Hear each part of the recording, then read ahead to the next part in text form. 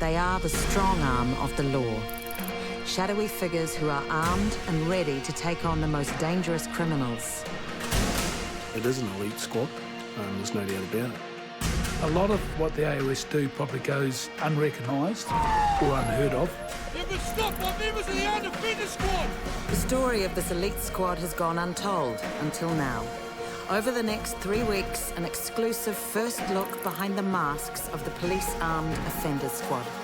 You get about half a second to decide what you're going to do. It was really frightening. And anybody who says that they're not frightened is full bullshit. Tonight we take you inside the cordon, right alongside New Zealand's AOS, from their dramatic origins to the modern cutting edge. I never in my wildest dreams thought that the New Zealand Police had any sort of capability like this.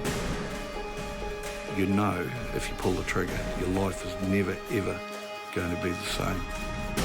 You'll see for the first time through the eyes of the men and women who put themselves in the line of fire.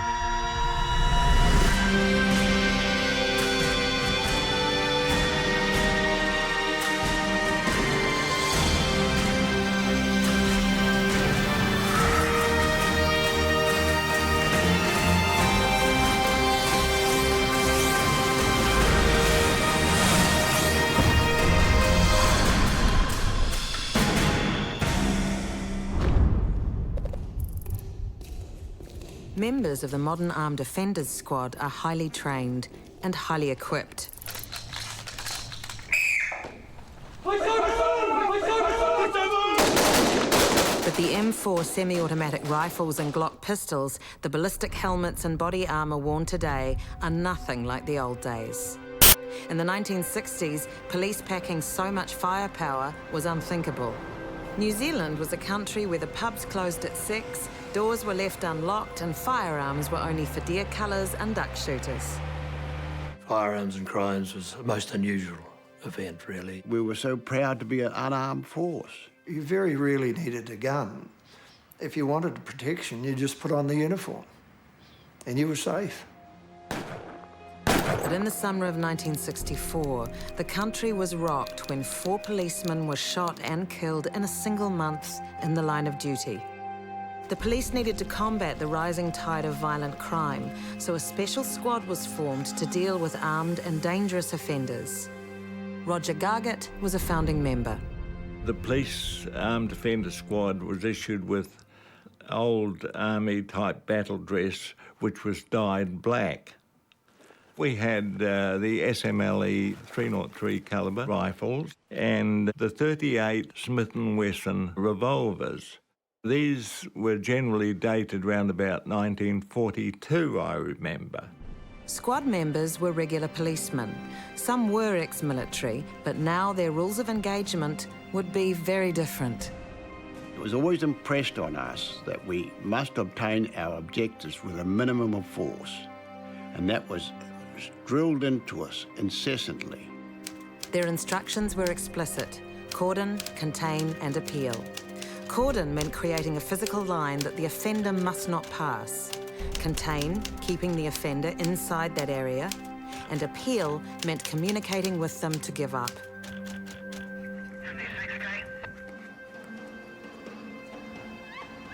For the first few years of operations, everything went to plan. Incidents were resolved without a shot being fired. But when things went badly wrong, suddenly the squad were thrown into the spotlight. I'd known Glenn Saw for some years when he was a juvenile, committing all sorts of crimes around Karori. And I'd got to know him pretty well, really. I mean, I was a young trainee detective, sort of developed a rapport with him. Colin Lyons was on a day off in April 1970 when the phone rang. At about 8:30, I got this phone call at home to say that Glenn Saw had abducted a woman at gunpoint. Because of his history with Glenn Saw, Lyons was called in to help search for the kidnapper. On a hunch, Lyons headed up the gravel track to Wrights Hill in Karori, where he knew Glenn Saw liked to hang out. And as we went into a bend, Glenn Saw appeared in her headlights from our right. He came down off a bank. In his right hand, he had a sort of shotgun. Get out of the fucking car! His left hand, he was holding his female hostage and a rifle. Just calm down. Put the gun on the ground. Glenn Saw was screaming at us. He was going to shoot us, and to put her hands up. And I started talking to him. I told him who it was. Talked to him by his first name. On the ground! Back off! It was crazy. Both Glensaw and this hostage were yelling and screaming. Don't come any closer! I'll fucking shoot He you! had the girl up at one stage, the rifle right up under her chin, was pushing her chin up. Oh! And then And then he said, I'm going to shoot you.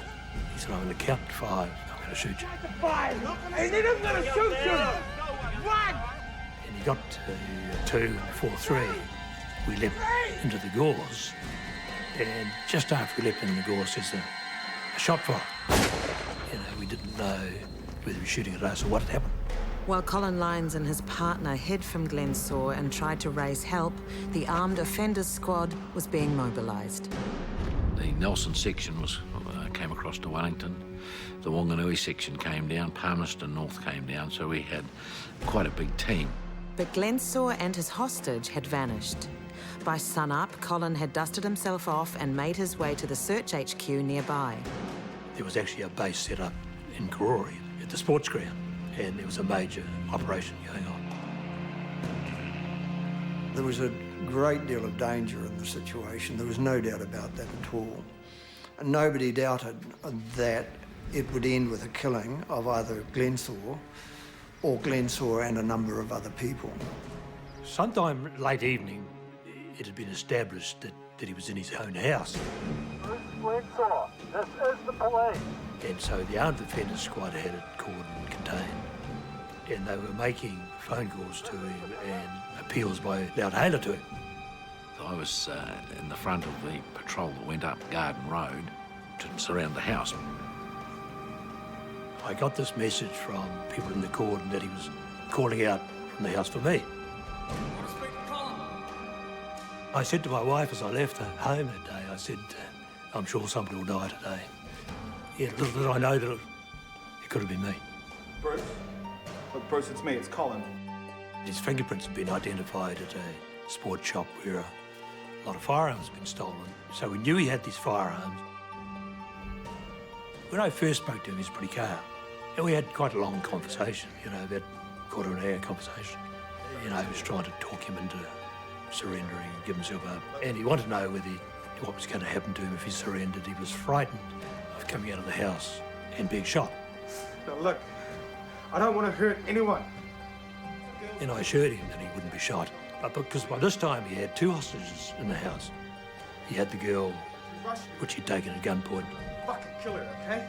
And he had a boarder living in the house, and the boarder had been at work and had come home, not knowing of the drama. Well, he made it quite clear, not only to me on the phone and to other people he'd talked to early in the day, that he wanted to die. And that he had gone too far and he couldn't see any way out of it. And before he left his house, he left a note for his wife. And the note reads such that he wasn't coming back. His final words were to me, I want to die and I'm going now. And he hung up.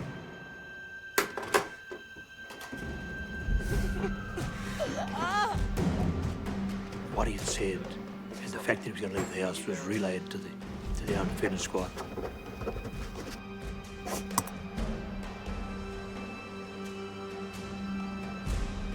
Graham Wilkes was near the bottom of Garden Road as a heavily armed man and his hostages walked toward him. I saw 3 persons, one with armed, firing across his shoulder, coming down. It was Glensaw, and he called out to me and said, if you point that bloody thing at me, I'll shoot her.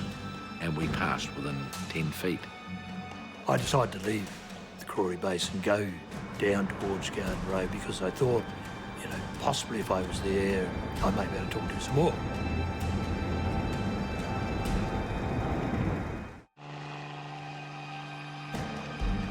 For 2 days, the police armed offenders squad had been scouring the western suburbs of Wellington, searching for Bruce Glensaw, who'd abducted a young woman at gunpoint. Detective Colin Lyons had been negotiating with Glensaw over the phone, but the gunman had taken to the street with his weapons and hostages. While Colin raced the 5-minute journey from Karori to Garden Road, squad member Graham Wilkes was face to face with the armed man.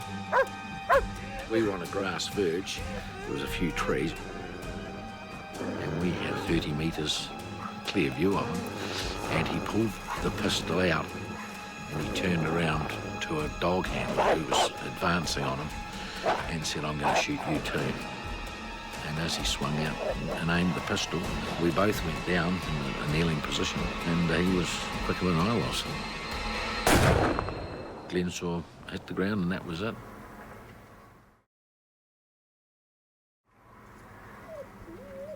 But he died before I got there. He was shot. So when I arrived in Glenmore Street, he was Dead on the street.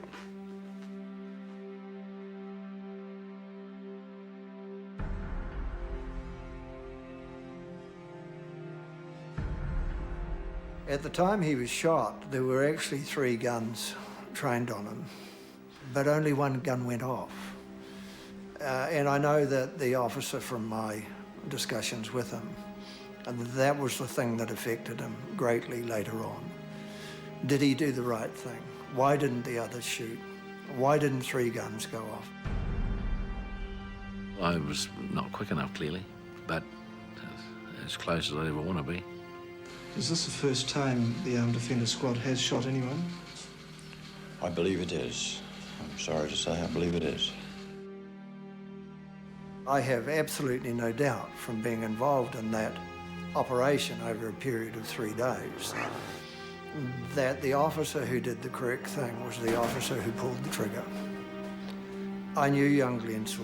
I liked Glensaw. He's a lovely kid. He was disturbed, but he was a lovely kid. And I was very sad when he was shot, but it was just unavoidable. An official police report found the shooting justified. But the incident highlighted the fact that all squad members had to know exactly when they could shoot and when they couldn't. There are explicit police instructions which say the Armed Offenders Squad can shoot only if they fear death or grievous bodily harm to themselves or others. General instruction F61 applies. That means the fire orders set up back in those early days are still the instructions that guide the Armed Offenders Squad today.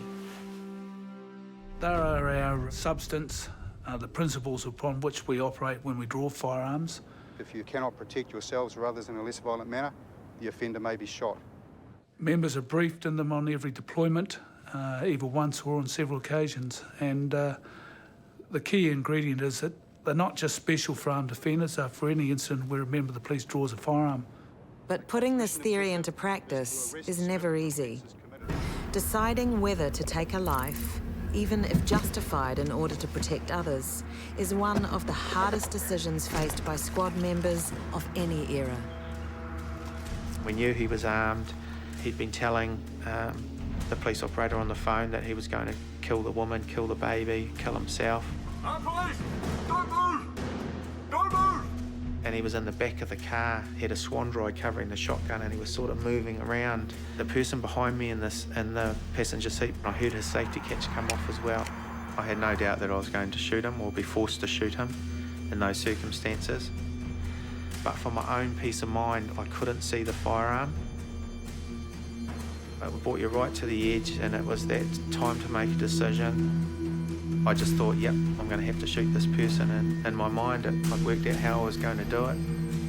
Shooting through the window, I was going to fire 2 quick shots, one to break the window and the other one hopefully to incapacitate the offender.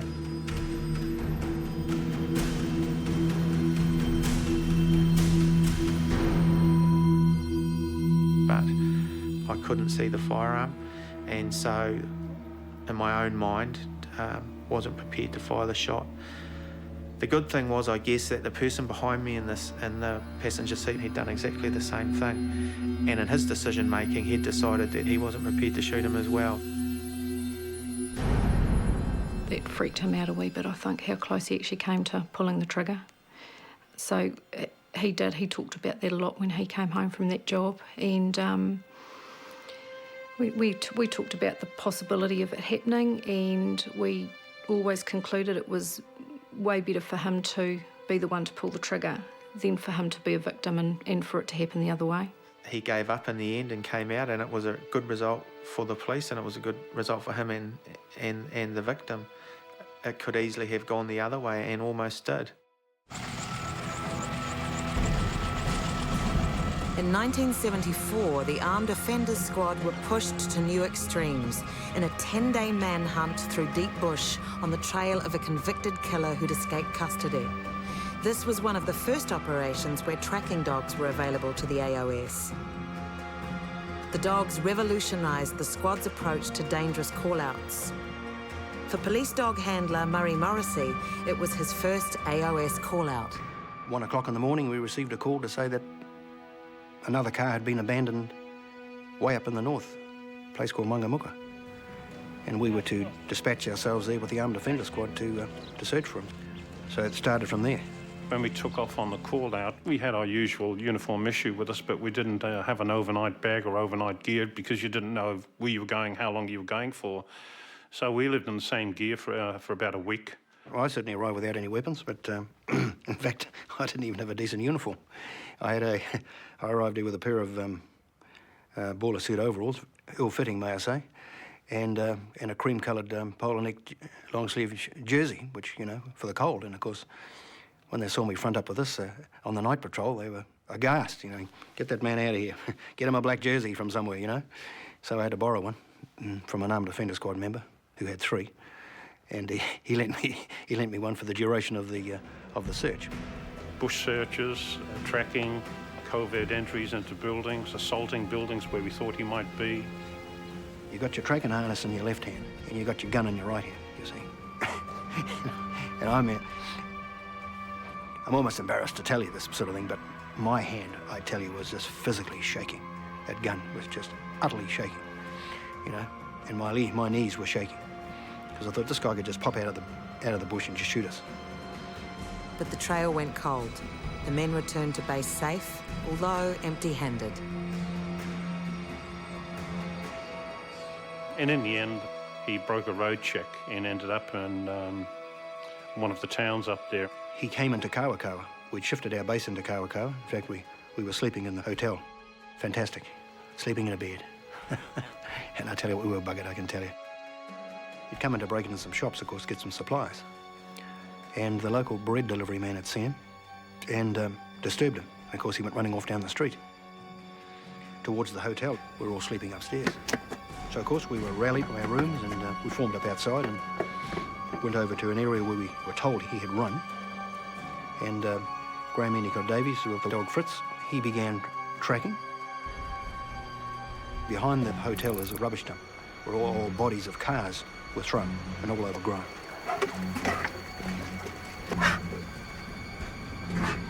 I was behind with another squad, and as Graham approached the car bodies, he came to this one particular car body. This person stood up in front of him and pointed the gun right at him and says, "Fuck off or I'll shoot you." "Fuck off or I'll shoot you!"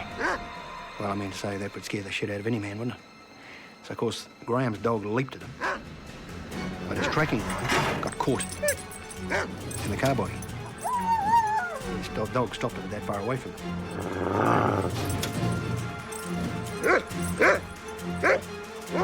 The offender raised his gun again. The offender was loading a live round into the breech and was having a wee bit of a problem with it. At first we thought we were going to have to do the business. And I was behind, so of course I let my dog go mead. We raced forward and he was right in his element there. We couldn't go anywhere else, so we got him. You know, after 10 days of chasing this guy, we hit him. It was operations like this that cemented the place of dog handlers in the Armed Offenders Squad. Fortunately, in the early 70s, AOS incidents were still uncommon. But when the call-outs came, there was no warning. Even today, the life of every squad member and their family is ruled by the chance of a call-out, day or night. Sometimes it might be a couple of hours. Other times, you know, like I say, I've been away 14 days. You reach an understanding that when the pager goes and I'm needed, I'm gone, and I'll be home when the job's done. Always in the back of your mind, you're thinking, what are you going to do? What's your plan if there's a call out? You know, can I dump the family here and take the car and go, or can I get a ride with someone else, or do we take 2 cars, or how do we cope with it? At times I was really envious. I mean, it's fantastic. The pager goes, you go. He just got up and left. Whatever we were doing or wherever we were, or if the kids were upset, he just left. And yeah, I'd love to just get up and go sometimes and leave the family behind for a few days. One of our daughters, Sammy, as she got a bit older and a bit more aware of things, she would often burst. As soon as a pager would go off, she'd start crying, she'd burst into tears, and because our dad would be off and gone, she didn't know when I'd be coming back. It got a bit heart-wrenching. If he was ever late and it was after their bedtime and they were all tucked in, he'd always go in and see them and give them a kiss and maybe wake them up. And that was just the sort of dad he was. The other girls were, my other daughters were okay, you know, they're interested, and they'd ask, oh, what did you do, Dad? And you know, did you catch the baddie and things like that. But for Sammy, it got a bit hard for her. Kathy was invaluable. You know, you can sort of trace it to her that the kids had as normal life as possible with my two boys. She was the one that took them to sports every Saturday. She was the one that looked after them, made sure they had all the right equipment. During the weekends, you know, things that we perhaps had planned. 10 minutes. And again, he couldn't make it. Hey, mate, sorry, we're going to have to go fishing tomorrow, okay? See you, mate. Of course, later on, they found out personally what went on. They both obviously joined the team. And it's not until you're part of the squad yourself, and yeah, the same things are playing out. You know, you put the phone down, or you take that moment and you think to yourself, yeah, I know what it was like for Mum back then, or I understand how the kids feel at times. Because every time a squad member heads off to work, there's a chance they won't be coming home.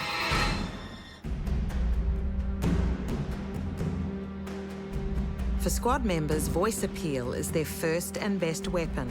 Negotiating a peaceful surrender is always the goal. The police officer will do anything rather than shoot somebody.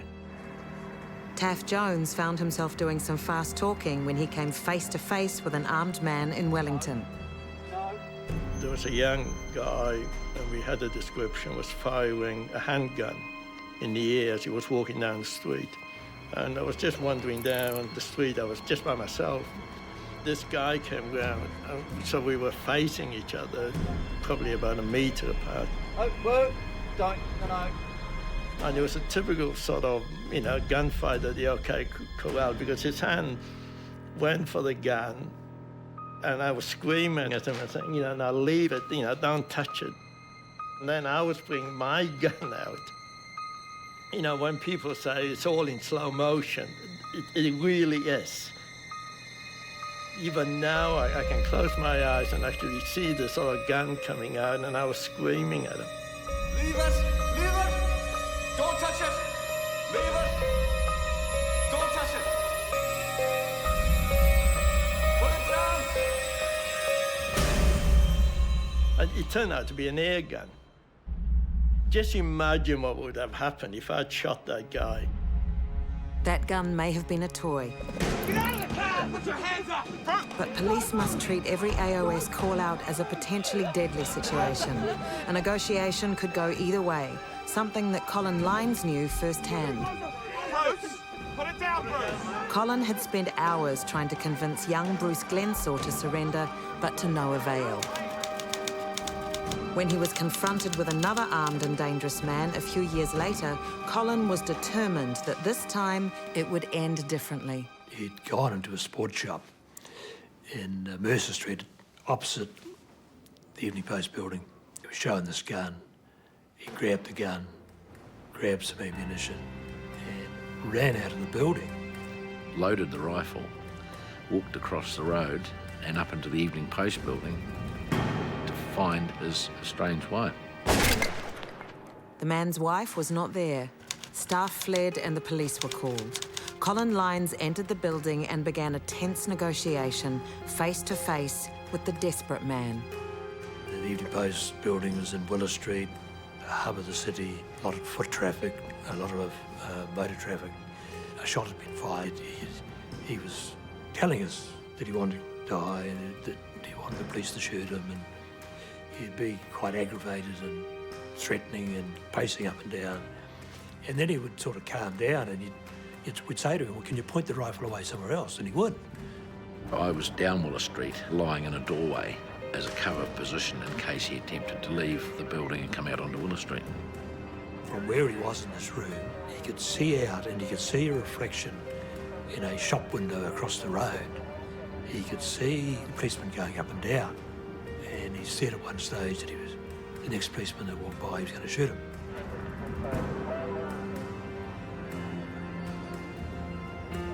There was a senior policeman came along, come for a look. He shouldn't have been inside the cordon, but he was.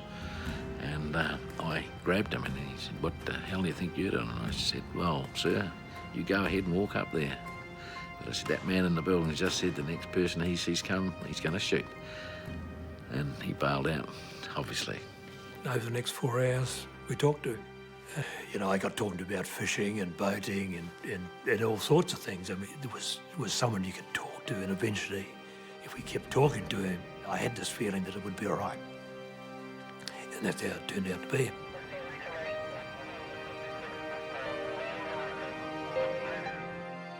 Several hours later, with no further shots fired, Colin Lyons and the offender left the building peacefully. This negotiation led to a lifelong friendship between the two. Whether face-to-face or via loud hailer, the key to negotiation is establishing rapport. New Zealanders, male and female, don't like to be pushed in a corner. And, you know, they become quite staunch. They don't like to back down.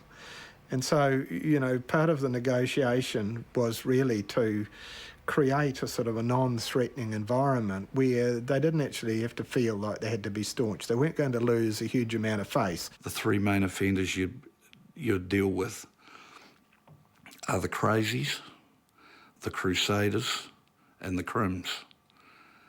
And a crim was always easier to deal with than somebody that's on a crusade that thinks they're right. The crazies, you just never know what they're going to do next. Graham Wilkes knows that negotiation is a delicate business, a high-stakes game of give and take that he can't afford to lose. He'd smashed the place up, smashed the windows, and the police were called. And on their arrival, he grabbed a large slither of glass, well over a foot long, and he held it to one of the kids' throats. It's your baby. You don't want to get your baby. I'll give you that. I want nothing. During the course of the negotiation, he would come to the window with one of the babies in his arms and this big slither of glass and threaten them with physical violence. We couldn't use CS gas because it would have affected the kids. So I lit up a cigarette and I could see he was a smoker. So the negotiations went around whether he'd want to smoke or not. I need you to put the baby down and give you a cigarette. All right.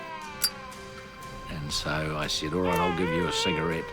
I said, you're going to have to put down the baby, which he did. So I lit the cigarette and I gingerly handed it to him. And he had to lean right out the window, one hand with the glass and the slither of glass like that, and reach right out on his tiptoes. As soon as I had him in that position, the boys kicked the door and took him out, and game over. We used time, good negotiation skills, and it was a successful operation. Being within spitting distance of armed offenders wasn't a great idea. A megaphone, or even better, a telephone, would keep the police a safe distance, or at least slightly safer. It was a pretty dangerous job, believe it or not. A couple of the megaphones, obviously they gave away your position of where the voice was coming from to the offender, and one or two of the megaphones ended up with bullet holes in them, so you didn't hold them like you see in the movies, didn't hold them to your face and talk, obviously. We had long leads on them, and you put the megaphone to one side of you. As the number of call-outs increased, the value of good negotiating became ever more important. In the 1980s, specialised police negotiation teams were established. Part of the skills we equipped them with was to assess where the subject is. Are they distressed? Are they suicidal? Are they bruised? Now, all this information is of great use to the tactical response, because then you're getting some idea, hey, who am I dealing with here? Where's this guy coming from? The arrival of the new PNTs caused friction at first. They gave us a fair bit of stick to start with, and, you know, you think you can fix this, and, you know, we're the expert, you know, that sort of ribbing. We used to sort of take the piss out of them a bit and basically say they're only there to carry our kit. We got that much gear to carry now, that's why you guys have arrived on the scene to sort of help us carry our gear out, and then you can go and have tea and coffee or whatever you do until we sort the job out. One particular incident that I can remember was a male who really just started to play games with the female negotiator. I mean, this was just one guy who didn't want to talk and hated cops and particularly hated females, so he just liked flinging his power around, and he was just one of those kind of guys.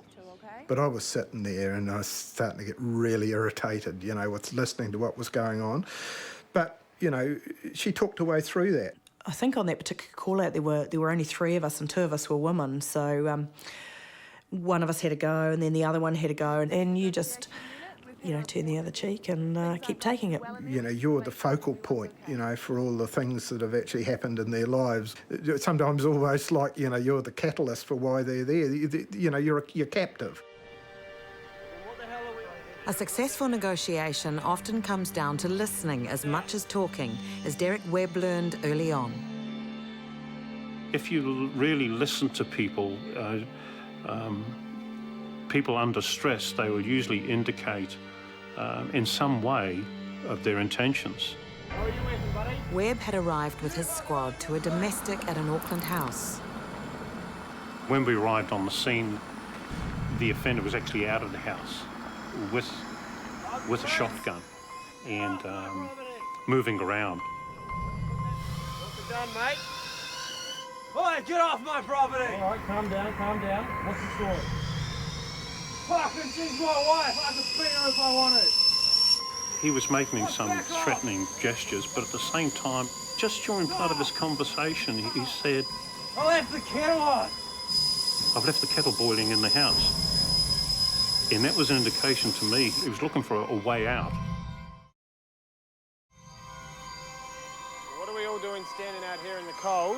Why don't you go inside and make us all a cuppa, yeah? Come on then, milk and tea. So I said to him at that stage, well, what the hell are we doing here? Why don't we go and have a cup of tea? Just put the firearm down, we're going to have a cup of tea. Yeah. And that actually happened. Got me what? He put the firearm down, we went and had a cup of tea. 15 minutes later, he was on his way to jail.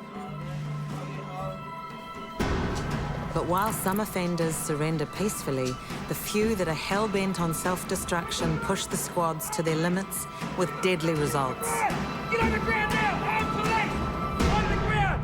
Holding one! Please don't move! Get on the ground! Do it now! I'm police! On the ground! For armed offender squad members, an ordinary day at the office can mean facing off against heavily armed criminals. And in life or death situations, feeling fear can be a means of survival. Holding one! Definitely you feel fear, but it's harnessing that fear. It's harnessing the, I suppose, the adrenaline that starts pumping and channel it into a positive for yourself. Your vision becomes acute, your hearing becomes acute, your feelings become acute, and you're very much focused into the situation. So there's fear there, and anybody who says that they're not frightened is full of bullshit. Ken Foreman knows what it means to feel fear. He and his West Coast squad were chasing an armed and dangerous criminal late at night. Chris Lewis was wanted for a string of armed offences around the country and was now fleeing from police through the Buller Gorge. I think it was about the second corner into the Buller Gorge. We noticed some marks on the road where he'd hit the bank and gone down over the side. And the problem was that it was like a vertical bank. Somebody had to be lowered down over the bank to this vehicle. One guy couldn't go down on his own safely, so there had to be 2. And I don't know why, to this day, but I volunteered. So they roped us up, and it was in a place where we couldn't set up any lighting down onto this vehicle. So it was over you go, with a torch in one hand and a pistol in the other. And one of the ropes wasn't long enough to reach the bottom, and that was the rope that I was hooked to. So I'm dangling there, my feet aren't touching the ground, and Fitzy, his rope did reach the ground. He had to sort of untie himself and go forward and check the vehicle. All I said to him was, if he's there and he fires, just hit the ground, because I'm going to empty this in that direction.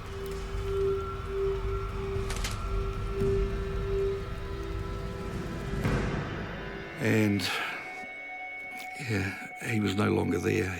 He'd shot through. That was when I found out why we actually tuck the bottoms of our trousers into our boots, so that if you do crap yourself, it doesn't run down all over your boots. But yeah, I'd be a liar if I said at the time I wasn't terrified. For squad members, the fear comes not only from facing dangerous offenders, but from having a very good idea of just how much damage a bullet can do. I don't think probably the general public as such probably do realise how dangerous firearms are. A guy had split up from his girlfriend, went to an address, walked down the side of the house and fired a shot from a .303 rifle. The woman was laying on the bed and the first shot just skimmed her heel, just broke the skin, and the new boyfriend jumped out of bed and was actually heading out of the bedroom through the door when he fired a second shot. Hit him in the back, exited his stomach. His flatmates actually put a pillow across his stomach and sat astride it, holding everything in place, and the ambulance arrived and he survived that. But the most interesting thing was how far that projectile travelled. It went through him, it went through the door jamb of this old 20s wooden house. Hanging in the passageway was the Hamilton phone book, which was quite thick, hanging on a string, and the bullet went through that, went through the wall, through the pantry, through all the food. And then the upsweep of the sink, which was stainless steel, it went through that. It actually went through the house. The round went through the wooden fence into the neighbour's house and into the lounge, through a lazy boy, which the occupant had been sitting in some minutes previously, as he'd heard the noise and apparently got up to go and see what the noise was. And the round actually was embedded in the wall of the house at the neighbours. So there was a real insight into how dangerous firearms are and how far they will travel. Many people believe that when they are forced to fire, the highly trained marksmen of the squads would shoot to wound, not to kill. But in 1975, a call-out in Christchurch City brought this issue to very public attention. The squad were called out when psychiatric patient Edward Ross threatened to stab and kill his young daughter. Stay back! Stay back! I'll do it! This was a crazed man, and he had his daughter up on the window, and he was starting to thrust the knife into the daughter's back.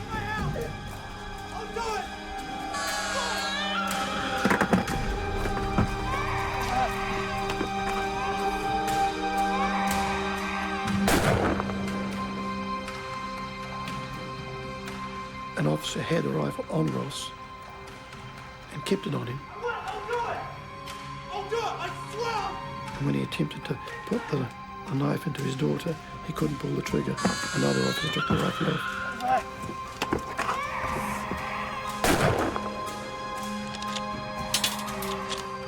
Decisive action was taken in seconds, but it caused an outcry. Why hadn't the officer simply shot to wound? Was Ross's death absolutely necessary? The officer's actions saved the little girl's life, but it was apparent that the public believed the AOS were too ready to pull the trigger, as if that alone was what they were training for.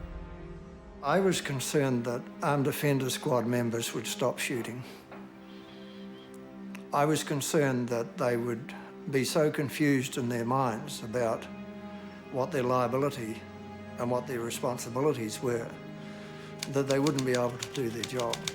Former police officer, now a prominent lawyer, Rob Moody wrote a paper to address what he considered to be an unfair and undue burden on police officers.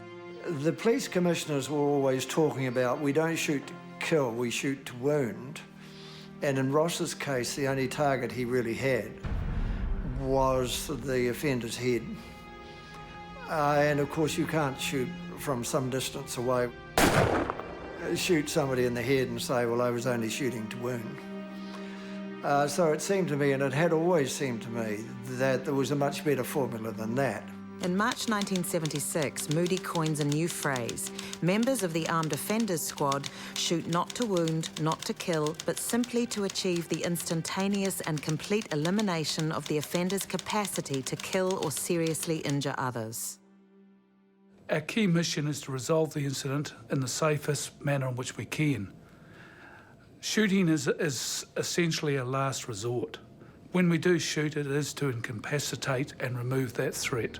You must be prepared to take that vital step, which is very difficult to decide to take.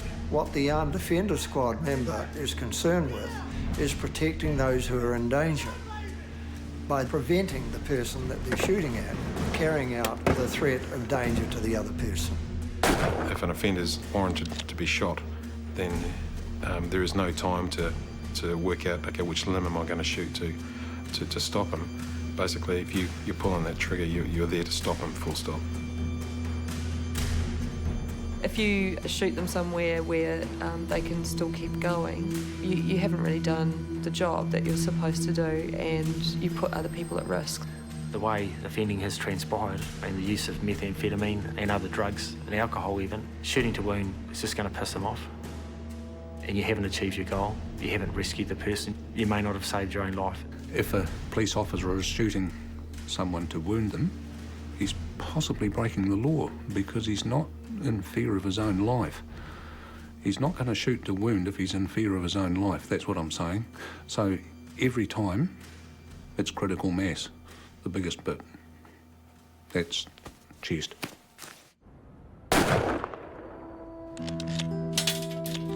But even with justification in law, taking another life doesn't come easy, as that Christchurch policeman found out.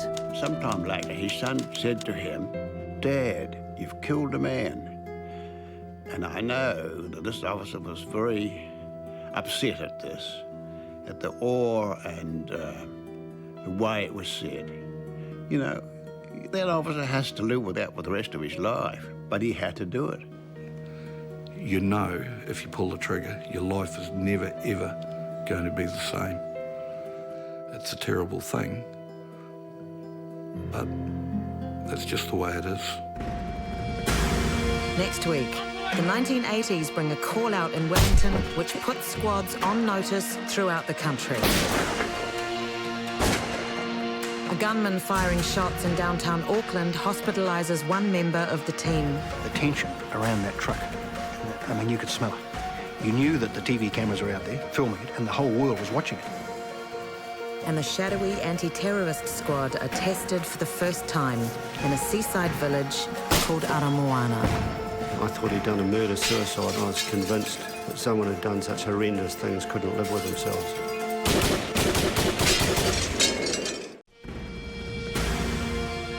Formed in 1964 in response to escalating violent crime, the Police Armed Offenders Squad is sent to deal with the worst armed criminals. I thought this guy could just pop out of the bush and just shoot it. My hand, I tell you, was just physically shaking.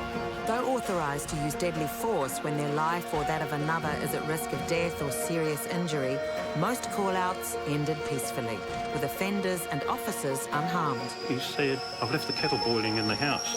And that was an indication to me he was looking for a way out. But the squad was forced to fatally shoot their first lawbreaker in 1970. The officer who did the correct thing was the officer who pulled the trigger.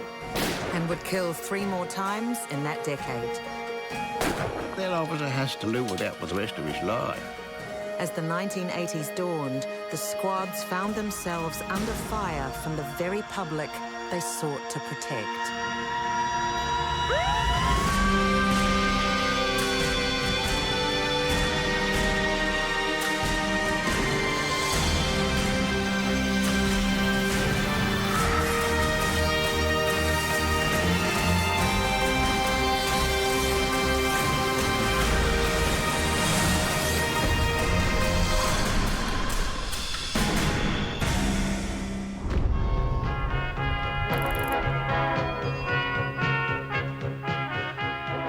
For many in New Zealand, the 1980s are remembered as a decade of opulence and optimism. But for Murray Forbes, who just joined the Wellington Armed Offenders Squad, it was far from it. In April 1983, Murray's squad was called out after a man fired a shotgun in a crowded bar. What began as a routine job became a turning point for the AOS. I'll never forget it. Paul Chase shooting, the one in Petone, was the first call out I had. Paul Chase had fired shots in the hotel the night before.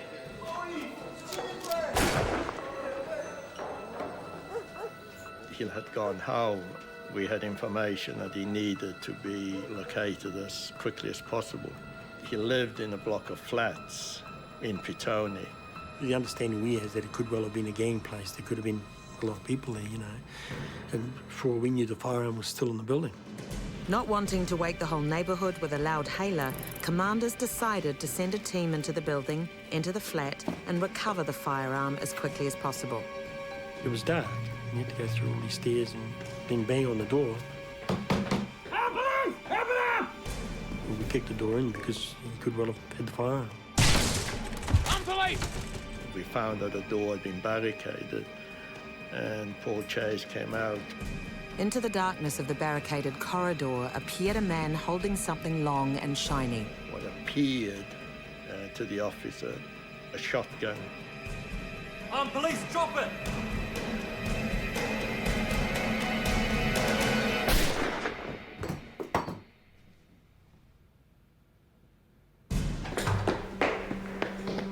We heard the shot and got a call that there was a man down, so we all went forward, and he was this fellow. He was lying there, and I spoke to him. He was fine, you know, so no trouble. We got the ambulance, and within half an hour, we got a call from control and said that this fellow died.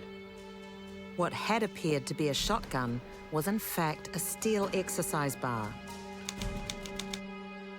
The newspaper sort of attacked us, which was probably the right thing to do, you know. Just went on and on. Every day the paper had it for months. And Taff and I, who'd sent the chaps forward, were as much responsible as the man who pulled the trigger, you know. The public reaction was unprecedented. New Zealand must not develop a kill first and ask questions later mentality. Killed for carrying an exercise bar? Once again, the AOS came under intense scrutiny, but support came from the highest office. If I'd been the policeman, I'd have shot him, frankly. And I think any reasonable person would say exactly that. After an inquiry, the shooting was found to be justified, but the public outrage put squads on notice throughout the country. And the toll on those officers involved was enormous, even if the impact wasn't visible on the surface. Men, well, policemen in general, I think in that situation show very little emotion. And that's also very, very scary, you know, that they just bottle it all up. It was the week after. We went home and we went to see some relations. And we had an auntie there called Auntie Addie. And she said, so you shot my nephew? I said, hey? I didn't know what she was talking about. And she said, yeah, Paul, you shot Paul. And I started explaining it to her. And she was a lovely old woman. She would have been way 70, 80. She was lovely, and she just put an arm around my shoulder and she said, never mind, son. That's a shit. That took a while to go away, you know. Well, there was no actual need for them to burst into that flat. What should they have done? They should have staked the place out and waited until it was broad daylight. The huge media spotlight on the Paul Chase shooting brought the job into the public eye.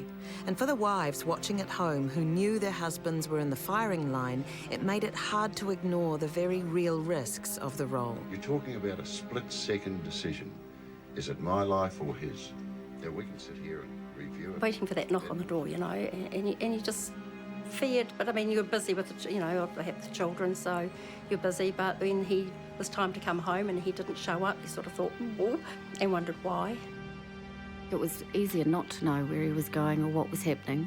It's a lot easier if you don't know. I was worried about the road accidents, that they'd have an accident on the way to a job, or, you know, maybe a job 6-8 hours, get home at 7 in the morning and they've been up all night, that they'd have an accident on the way home. I was always confident if there was a so-called shootout that he would be the one in the witness box defending himself rather than the one in the coffin. I'd get called out 12:30, 1 o'clock in the morning. It'd be a short job, local job, maybe just one of those domestic type things. I'd be back home by 5:30, hopping to bed, and she wouldn't even know I'd been out, you know, which was wonderful, you know, because it obviously didn't stress her too much because she didn't know about it, you know. 6 months after Paul Chase was shot in Wellington, and while the inquiry was still underway, an incident in downtown Auckland forced the armed offenders squads into the headlines once again. Joseph Nihana Simpson was the offender in that one. He'd not long been released from prison. He'd gone down to a sports shop that was in Q2 Square to pretend to buy firearms. Threw the owners out, barricaded himself in the shop, and started to fire shots everywhere. In October 1983, the Armed Offenders Squad was called to deal with prison parolee Joseph Simpson on a shooting spree in downtown Auckland. On a number of occasions, he came out of the shop with 2 shotguns and was firing them off at random around the place, shop windows and what have you. At that stage, I'd gone through my training and was a dedicated sniper to the team. So I took up a position opposite the sports shop in the Air New Zealand building, as it was there.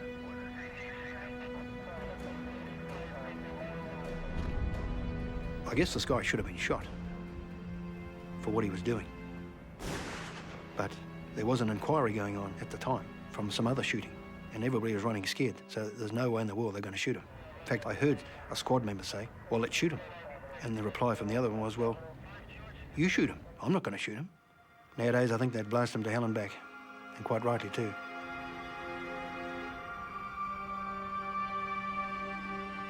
Dogs were there, and they were the less violent means. They were going to be the weapons in which to get this guy. The tension around that truck, and I mean, you could smell it. I've never, ever been in a situation, and never ever wished to be in a situation like that again. You knew that the TV cameras were out there watching it, filming it, and the whole world was watching it. The AOS commander thought it was time for the dogs and sent the dog Luke in. Well, the dog was released, and bloody disaster.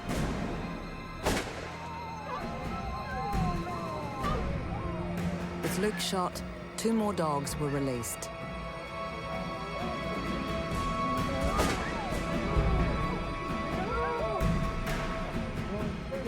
The dogs in those days had always been taught to run after a moving target.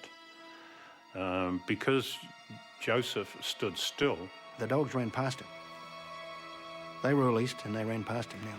They just didn't put him down like they were supposed to. It just comes to a standstill. Nothing happens. It seemed like it, was an eternity. Somebody's got to do something. From my position by the Air New Zealand building, people were screaming to me, he shot the dog, shoot him. He shot the dog, shoot him. Even amidst all the mayhem, Derek still felt there was a chance to resolve the situation without having to shoot Simpson.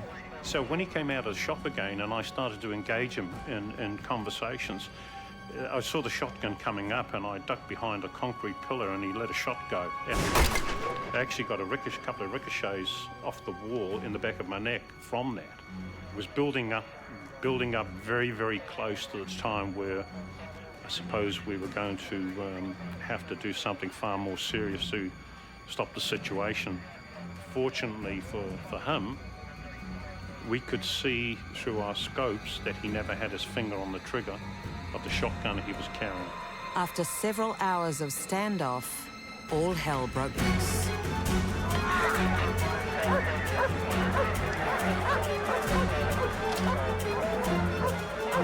A nearby officer tried to disarm Simpson and failed, but Murray Morrissey saw his chance.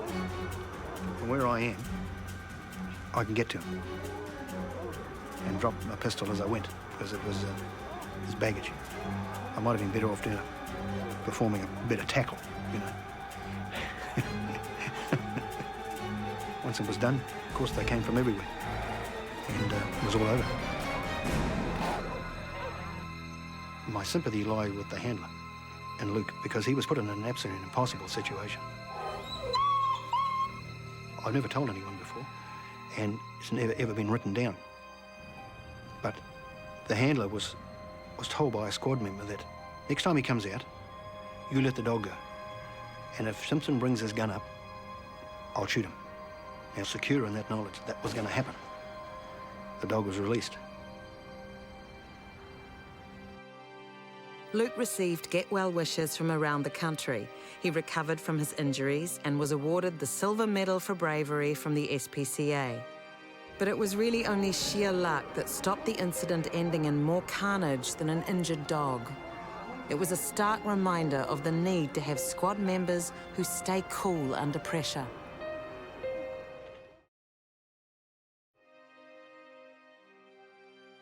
They looked for people who weren't Rambos, who were reliable. They had to be basically level-headed individuals. There's no room for cowboys on the squad. Cowboys wouldn't exist on the squad because, you know, you need to know that the guys on the squad, you can trust them implicitly with your life because they're the ones that are looking after you. There wasn't an elitism about it, but there was a trustworthiness that, you know, you would look after the public and members of the police so they could rely on you. Squad members are relied on to make the right decision in the heat of the moment. And although fire orders warrant them to shoot if they fear death or grievous bodily harm to themselves or others, squad members know that they alone are legally responsible if they use excessive force. The individual that pulls the trigger is responsible for that action of pulling the trigger. They can't fall back on the fact that I told them to do so. They've got to be able to justify the firing of that shot. This wasn't just a collective squad that, run to the order of the senior officer.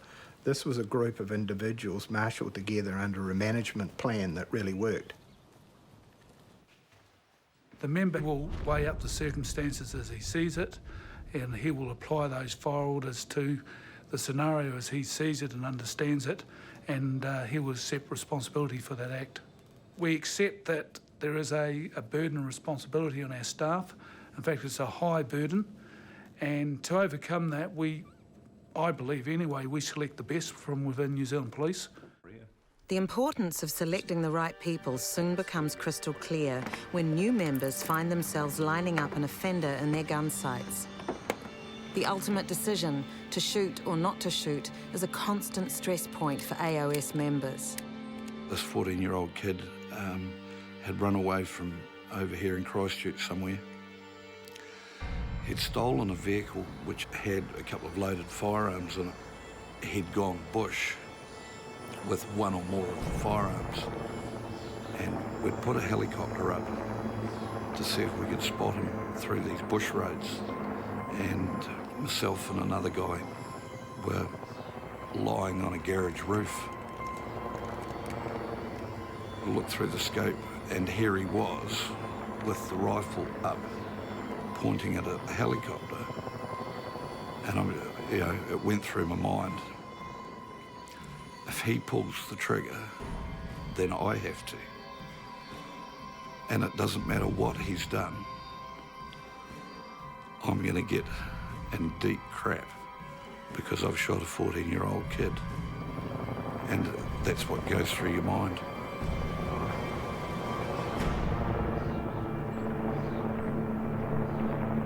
Thank God he didn't pull the trigger. I didn't need to.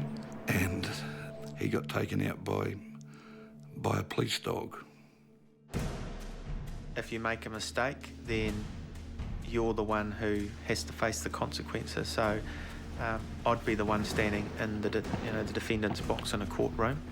If that's what happens, we just have to deal with it, and we have to deal with the fallout and the procedure that obviously you go through in the police if something like that ever happens, and just hope for your sake it never does. It's either justified and you have a legal defence to it or not. So at the end of the day, it's up to the individual police officer, AOS member who's on the spot, and you have to be justified in law and you have to be responsible for your actions. The only thing that bothered me was the fact that I may have had to shoot a 14-year-old kid for no other reason than he may have been showing off. But I'd like to think that if I have had to, I would have. That was what I was there for.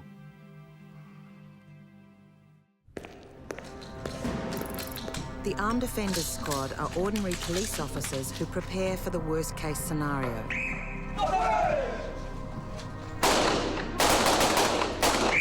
They come together for training, knowing they will be forced to make life-or-death decisions in a heartbeat. Simply doing their job could mean having to take a life, and making the wrong decision could bring death to the innocent, a squad mate, or even themselves. Dave Hazlitt and Derek Webb know the score. Our intelligence section had information about an Australian, a top Australian crim that was living in the Herne Bay area, and he was very dangerous and armed. And the decision made was that rather than appeal, it'd be best to do a covert entry into the premises and capture him while he was still in bed. 3 squad members silently entered the flat to take the offender by surprise. We were armed with .357 Magnums, and as we went into the living room, there was a figure on the couch, and this figure reached down and picked up a long-barreled object and started to bring it up and point it in our direction. On a Christchurch call-out, Dave Hazlitt had a similar moment when he was confronted by a man with what looked like a gun. I had my .357 Magnum pointed at his face from a couple of metres away, and he was making moves like he was going to bring this firearm up. I would have killed him without a doubt. As you squeeze the trigger on those weapons, the barrel rotates and makes a bit of a clicking sound. Very, very faint, but just a clicking sound. I could hear these 3 revolver barrels starting to turn, which meant that trigger pressure was coming up. One of us hit the light switch with our elbow. Wrong flat. The person on the couch was an old man who was sleeping on the couch. He thought his house was being broken into. He'd reached out to pick up his walking stick to defend himself with. All of a sudden, the dog handler was there. The dog just roared past me and attacked him. Turned out he had a lump of wood. I believe that he wanted me to believe that it was a firearm.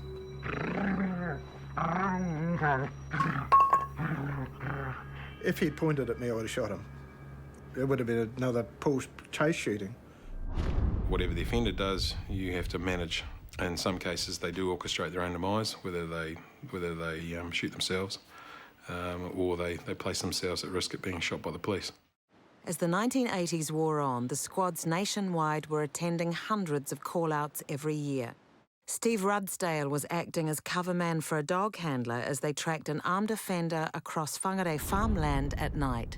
I was pretty new and thinking, yeah, this is pretty scary, because I was, the dog handler's the one man in the front, but I'm right behind him, you know, and in our tracking team.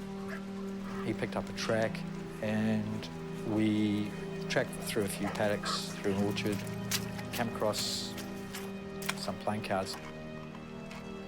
And we could see footprints. Obviously, it was pretty dark. But we kept finding these playing cards. And then 10 metres on, we'd find another card. And we found, I think, about 3 or 4, maybe 5 cards just in one paddock, you know. It wasn't as if it was a full deck or anything. But, yeah, it was enough to make us think, you know, that perhaps this guy wants us to follow him.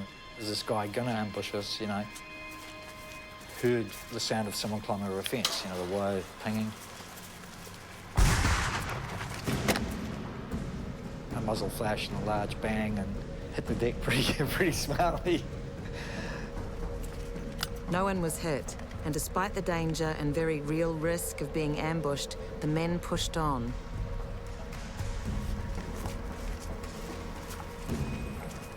As it turned out, after he'd fired the shot, he continued running through the paddocks and actually went back to his house where he was apprehended. It was a good result in the end, but it was certainly one that the policeman could have been shot quite easily. In tense situations, some squad members find that the best coping mechanism is humour. There is a survival aspect, a part of it. It's actually, I think that filters all the way through the police when you've got the humour and the black humour, and particularly in serious situations, some of the worst humour comes out, but it actually alleviates the stress of the moment. Many a time that you've been at a call out in the middle of the night, the voice appeal's not worked, so often it just comes down to getting the offender's attention by throwing something on the roof. Grapefruit through the window at 2 o'clock in the morning, bound to get most people's attention. You'd always be able to identify which house there'd been an AOS call out at. Be the one with all the fruit on the roof, or the kids' toys, or the firewood or something. The offender was holding 22 bullets in a pair of pies and banging them with a hammer and setting them off all over the place. When we called in the house and finally did a voice appeal and called him out, he came out and he jumped up on a swimming pool fence, and the power lines where they went into the side of the house, he grabbed hold of them and he was threatening to come any closer, or, I'm going to put these in my mouth. And it was funny, it was comical in the end, because I think it was a telephone wires he was putting in his mouth. But yeah, he was a little bit loose. We would be training with CS gas, tear smoke, and you'd finish, pack up the gear, go home, dump the gear in or near the laundry, and the wife would do the washing the next day. And of course, as she's putting it in there and stirring things up, but she'd come out suffering from tear smoke. My wife threatened me with physical violence. If I ever stuck that dirty, filthy gear out again to be washed, there'll be trouble. Yeah, she went crook on occasions. The boss would always start a debrief by saying, look, the first thing is there's not to be any tear gas thrown during the debrief. And so you'd actually, during the debrief, you'd always have your hand on your gas mask, because you know at some stage it's someone's going to throw some tear gas into the middle. And then normally halfway through one of the briefings, you'd hear the can hit the ground and the hiss of the gas leaving. And the boss would be cursing someone who'd let it off, because inevitably he wouldn't have a gas mask, so he'd be the first off.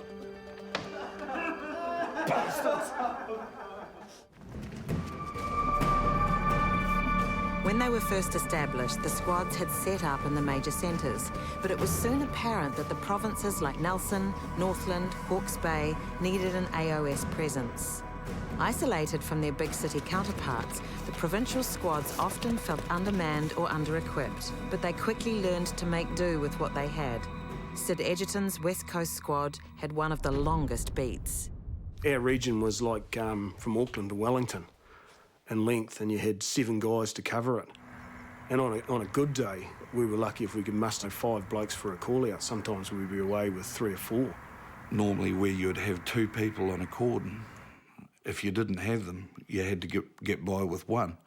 I did actually venture in and was going to do some sergeant exams, and I sat down to this paper and they said, you're a sergeant and such, and you've got this guy, this guy, this guy, this guy, and this guy, and this guy, and this guy to go and deal with the situation. I looked at it and I thought, well, shit, I'd send half them home. Too many staff, I don't know what to do with them all. And because you got by, you know. The only issue was the wet weather gear. It still defies me to this day that you can trial wet weather gear and give it to somebody in Auckland. You know, what's suitable in the dry comforts of the city. Just cut the mustard on the wee bit of drizzle we used to get on the coast. If you were lying on the ground, it actually absorbed water like a big sponge. It was hopeless stuff, hopeless. They might have seen themselves as the poor cousins, but the call-outs the rural squads attended were no less dangerous. Sid Edgerton's squad was pursuing a gunman who had abducted his 9-month-old daughter from its mother when they cornered him in a cul-de-sac. The guy got out of the vehicle and he was standing in this cul-de-sac and he had the 9-month-old child held across his chest, and he had the double-barreled shotgun in his left. Sort of wasn't pointed threateningly or anything at that stage. It was just held down, and I'm standing there sort of caught cold right out in the open, and I thought, well, not much of an option here. So I just picked the weapon up, lined up on the end of his nose with the crosshairs, and I'm looking through the scope thinking, rifle in the town, built up area, this is going to be a bit dodgy. We were yelling at him, appealing for him to put the kid down, put the shotgun down, and he was taking no notice of us. And he sort of started waving it up towards the OC, who was tucked behind a pole over to my right. And I'm looking at him thinking, well, if that points right at him, I'm not going to be left with too much option here. And at that stage, the dog handler had released his dog, and he was a big dog, big German Shepherd, very angry one. And he was charging straight for this guy, and I thought, oh no, because police dogs attacking people, you know, they just go straight for the front. And I thought, this dog's just going to jump up there, and this poor bloody baby's going to get ripped to bits by a very angry German Shepherd. And so that's running through my mind. I'm thinking, God forbid. To this day yet, no one knows, no one can work out why. But old Drum, the dog that was doing the attack, he peeled off to one side and come round and come straight in behind this guy and latched straight into his hamstring. With that, the guy sort of dropped the shotgun. That gave us the opening, and yeah, suddenly we were able to subdue him, get the weapon clear, get the child clear, and yeah, fantastic result.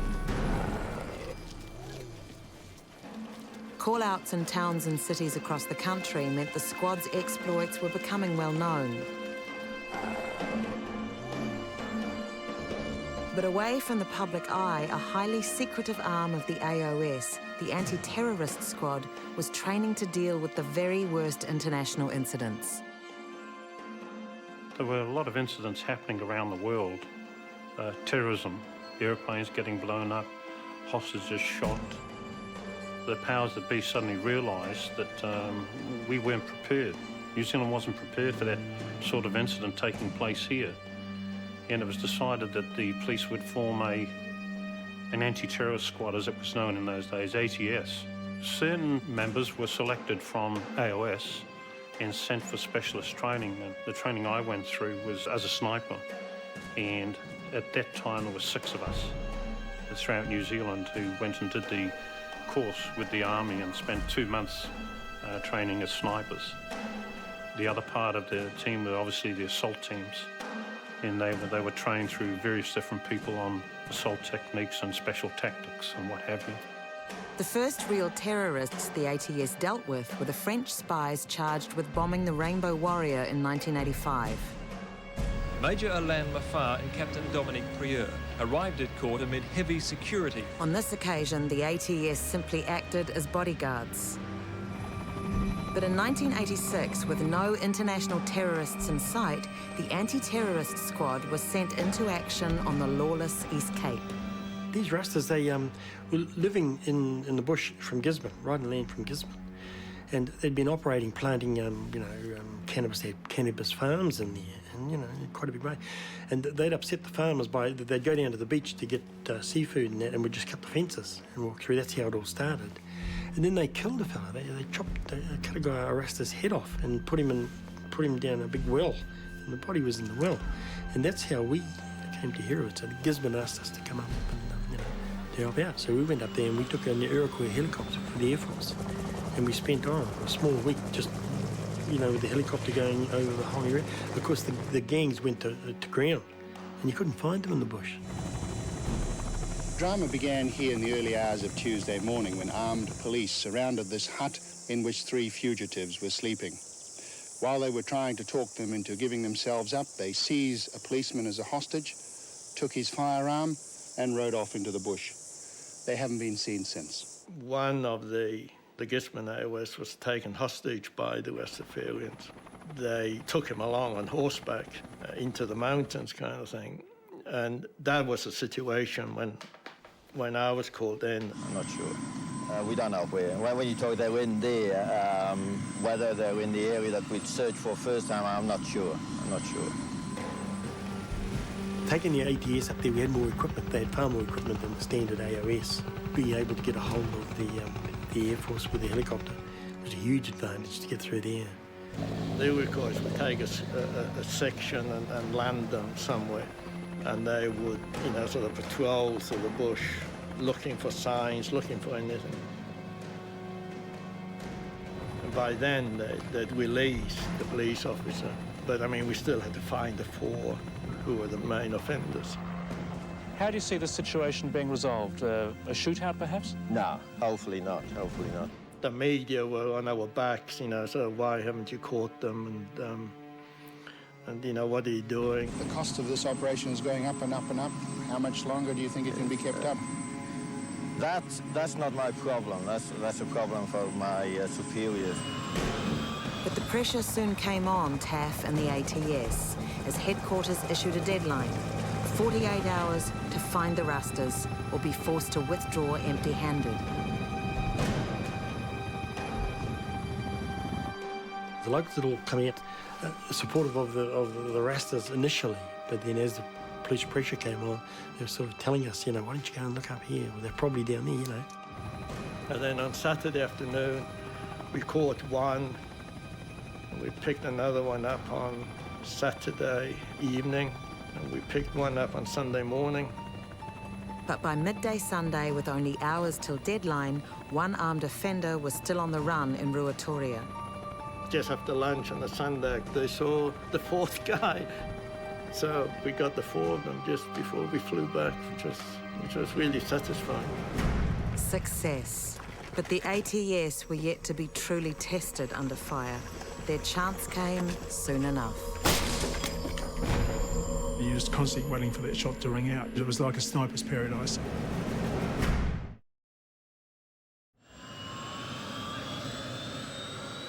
By the late 80s, the elite section of the Armed Offenders Squad, the Anti-Terrorist Squad, had emerged from the shadows.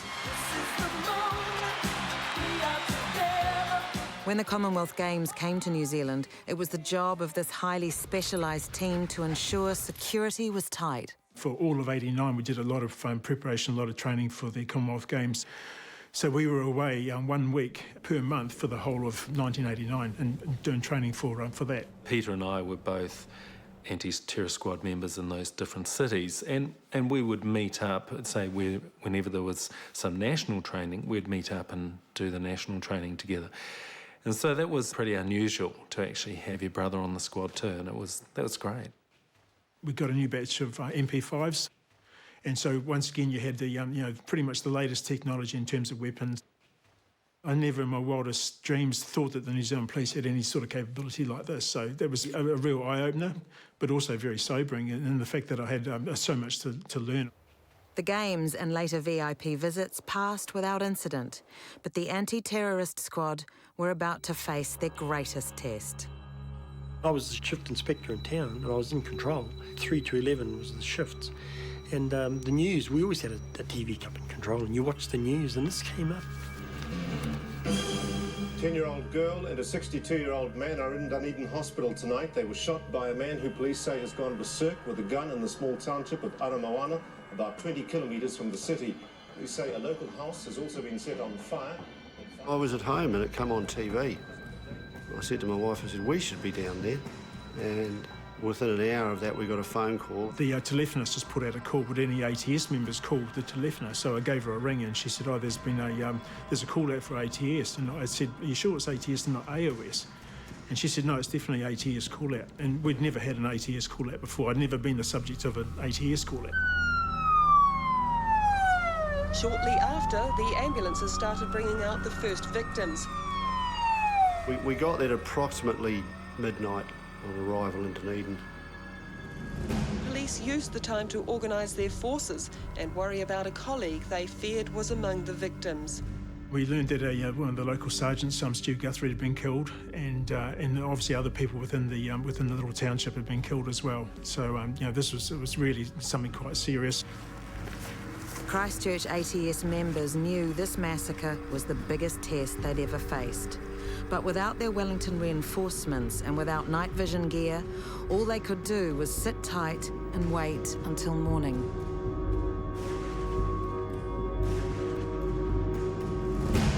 By dawn, police were expecting more action, and they got it. When their helicopter made its first flight over Aramoana, it drew more shots from the gunmen. Daylight had not brought an end to the horror. The Wellington team, they arrived about mid-morning, late mid-morning. The briefing was a bit of a mess because nobody really knew much about Aramoana. The locals had all come out. The police had got them out the night before, and we talked to them, and some of them said, "Look, as soon as you guys front up, he'll just go down, he'll lie down and cry, you know. And others said, oh, he's got all sorts of military weapons and he'll shoot all you guys. The Commissioner of Police had arrived, the Minister of Police had arrived. You know, there was police everywhere and, you know, everyone was on edge. The Commissioner and the Minister of Police were sort of keen that we should get forward. News media were all sitting around, what are you going to do about it? Then we loaded ourselves into some vehicles and drove in the long shingle road all the way into Aramoana. And then our job was to search each home. As that were done, the armed offenders would cordon the block.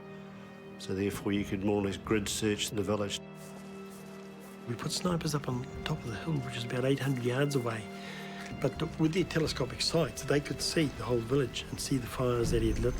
Their briefing was to see if they could find him. You're feeling pretty vulnerable just walking through pretty much open country. So it was a real relief to get in amongst the trees. You cannot operate invisibly, you know. So you'll use what there is. Trees, ditches, houses, whatever you think will give you cover and sufficient time to move quickly so that someone won't be able to get a bead on you. The plan was formulated there that we'd go and clear Gray's Batch first. As we moved forward, we came across some of the bodies, you know, some of the people that had been shot. We could see the dead bodies on the ground and we could see the kids in the back of the ute. Once again, that was just very sobering. I was thinking we're just going to have to be really, really careful, you know, in terms of patrolling through and keeping our drills as tight as we possibly could. Well, I don't think anybody was scared. I think training took over. You're just doing what you had to do. You weren't thinking on, oh, what's going to happen here, or you know, how am I going to do this, where am I going to go? Anyone who's in a situation, if your child falls off the wharf in front of you, you don't think, what am I going to do? You just jump in. So we patrolled through a couple of properties to get to Gray's Batch. We went into this house because the door was open, and I remember the lounge had low windows. If you looked out the window, you could see Gray's house, which was only 100 yards away, just straight opposite. There was one guy obviously dead lying in the lounge. There was somebody else sitting under the table with his legs sitting up like this, just sitting under the table against the wall. So I called to him, and I didn't want to be too noisy because I didn't know where Gray was. And so I crawled around the room, and when I got, like, you know, a few yards away from him, I could see that he'd been shot and he was dead, you know, but he just slumped up against the wall. And that was quite disturbing, this poor old guy, you know, yeah. So anyway, there was nothing we could do about that. You sort of felt you should cover them up, or why aren't we getting these bodies removed or something, you know, but we couldn't. We just had to move on. The men prepared to enter David Gray's house, knowing he'd already killed a dozen people in cold blood. And then we crossed the road and just got to the bushes right in front of his property, and I just fired some tear gas rounds into his place. And we just waited for any reaction. There was no reaction. And then the next thing was to do an entry. So we just used some stun grenades and threw them in first, and then went in through the door and started to clear his place. I thought he'd done a murder-suicide, as I was convinced that someone who'd done such horrendous things couldn't live with themselves.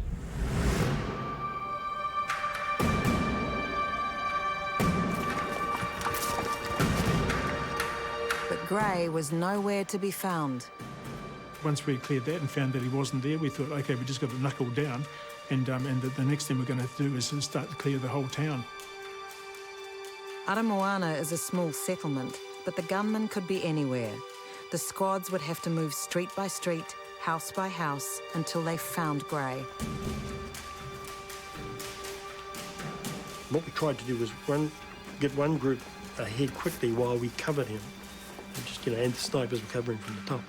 And they would check the next house out, and we were just moving from house to house like this. We found Stu Guthrie, and once again very sobering, even more sobering than seeing the other bodies. And so we saw him in his police uniform there, and that really just hardened our resolve.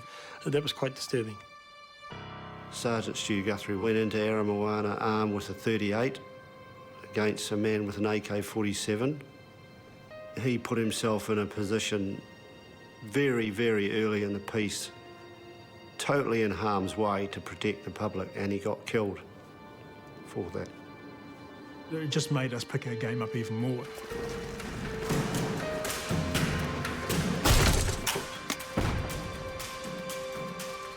You're just constantly waiting for that shot to ring out, and there was a lot of cover for Gray to use. There was the sand dunes, there was bushes and trees and outbuildings, and just the whole place was just as someone said, it was like a sniper's paradise, and it really was. With Gray still at large, the men had no option but to carry on with the painstaking process. We searched 29 houses. It was very stressful, very tiring. In all honesty, I think our jaws started to slip. We became casual and probably too relaxed, because you just can't keep up operating at that level all the way through. It was starting to get late, you know, it was getting towards 6 and it was this night upon us. What are we going to do now? I think we were only about halfway through all the houses in Aramoana. I was pretty sure we were going to have to do this again the next day if we hadn't found them. The very next house, we found another house with the window smashed. We went forward to this window, and my team leader told me to throw a stunny against this window. So I threw the stunny against the window, and it immediately bounced out onto the ground. We went back around the corner, and he told me to clear the rest of the glass out.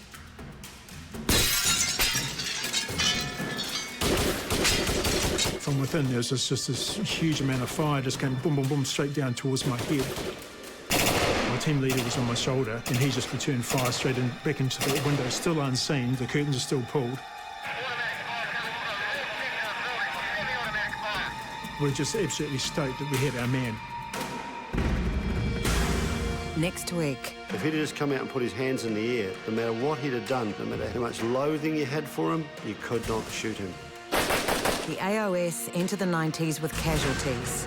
It was really frightening. If he sees me, he's going to shoot me. And drug-crazed crims run the squads off their feet. Drug abuser, armed, fires shots, is mobile. We needed to bring it to an end. As the men and women of the Armed Offenders Squad put themselves in the line of fire.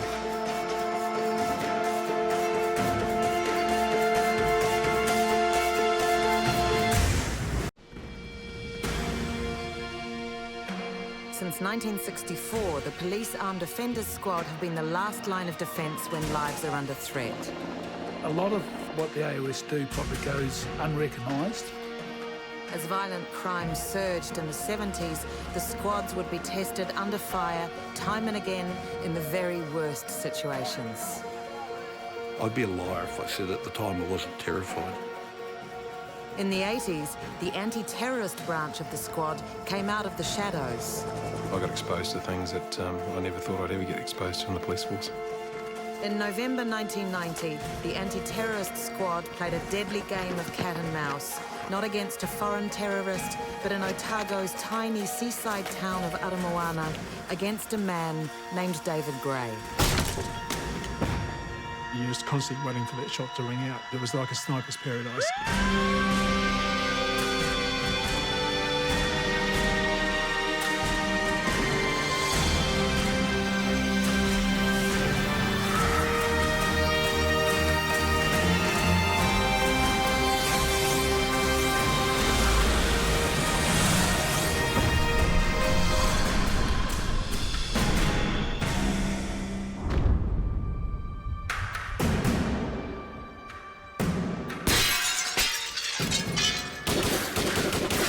From within, there was just this huge amount of fire just came boom, boom, boom, straight down towards my head.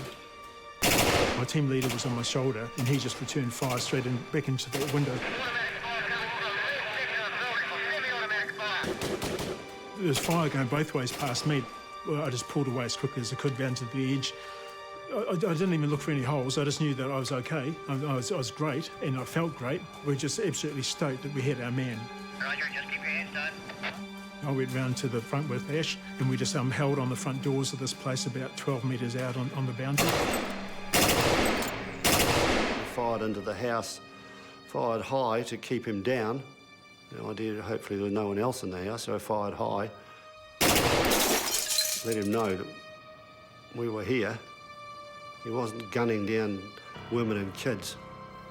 Come out, David! Please! Then Pete and I called on him to come out.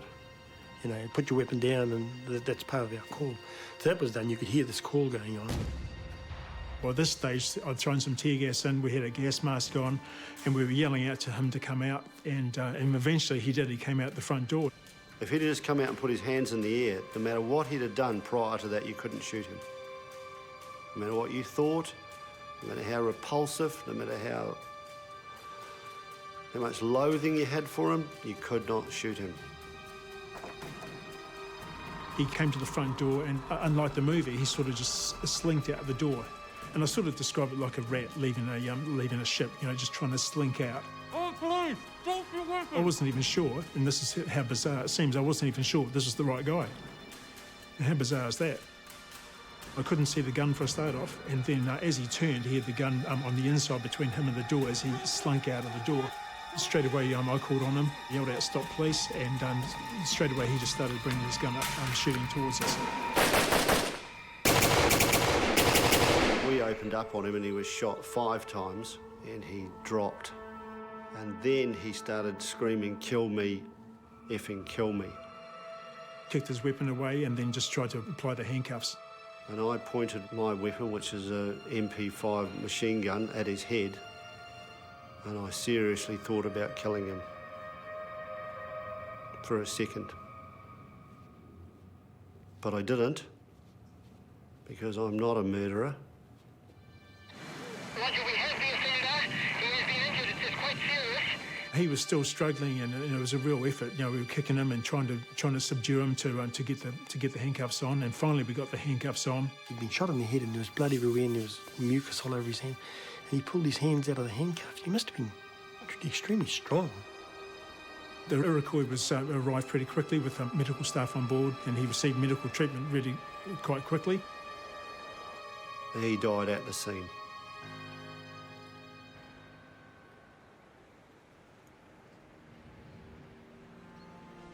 After such a harrowing 24 hours, the ATS squads walked back out of the village.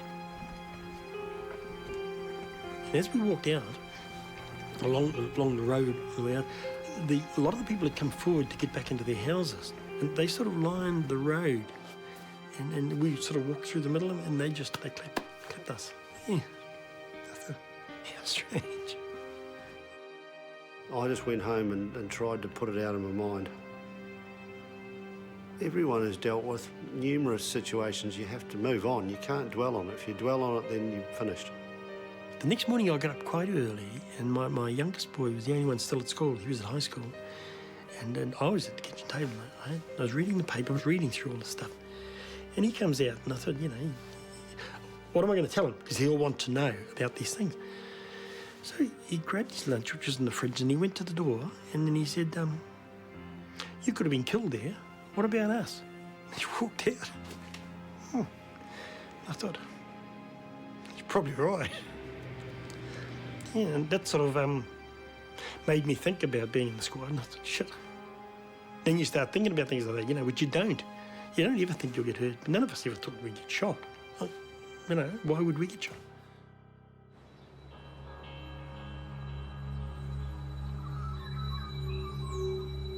Armed offenders squad call-outs don't need to have a high death toll to be devastating. The West Coast's Ken Foreman recalls one offender trying for suicide by cop. Jimmy was going to go out in a blaze of glory.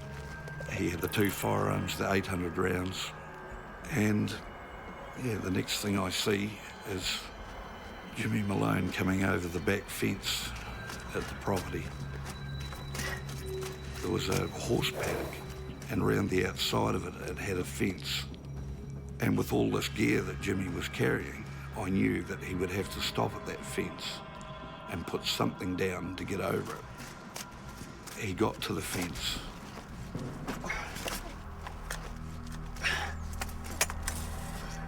And then he climbed over, and that was when we challenged him. Police! If he reached for either of those firearms, then it was going to happen. Back away! Back away! That is as close as I've ever come or ever want to come to pulling the trigger. That's when it all sort of started. I started to get the shakes. And I thought I'd lost my bottle. I thought, you know, you've got to leave the squad. You're no good to them anymore if you're going to do this. You know, it was only very brief. It was probably only for 5 minutes. And then I was as good as gold. But I really thought that I'd lost my bottle. It scared me. It scared me that I'd reacted that way, and I reacted in a way that I didn't understand. Every time I think of that wee fence, I think it saved Jimmy Malone, and it certainly saved me. And Jesse and I, when we were driving back to Greymouth, we went back together.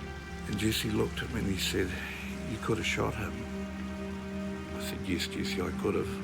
But you and I wouldn't be driving back to Greymouth right now. We would be hauled off somewhere until we were interviewed." I said, "We can do without that. We need to get back and have a couple of beers." Land across the other side of the road here. At the back of the address is a large football field and park. From the beginning, the Armed Offenders Squad was male-dominated. In the mid-90s, Sasha Haskell became one of the first females to join the squad. Seeking a new challenge, the former territorial soldier and national rep footballer arrived at the police college for her AOS selection course. Fortunately, because I had been in the army, there was a little bit of street cred, I suppose, having done something that was actually, on the face of it, a lot more regimented and military than the AOS is. And people like Sasha and a number of others have proved that they're more than capable. There were some women constables that were just outstanding and left the blokes in the shade. And there were some policemen who were outstanding, you know, I mean, just all people. It didn't make any difference. I was physically smaller than everyone else, so I'd always end up sort of getting pushed into ceilings and through little manholes and things like that. So I sort of ended up sort of playing that kind of role. So they sort of like, "Oh, where's Sasha? We'll just chuck her up there." When you've got a female offender, it's certainly nice to have a female officer dealing with her. A lot of the gang places that we'd go to, there'd be females there. So even though I was in total black and no one would know that I was a woman, I kind of ended up looking after females. Just was an added protection, so if there was accusations later on about, you know, inappropriate behaviour, it kind of took that out of the equation.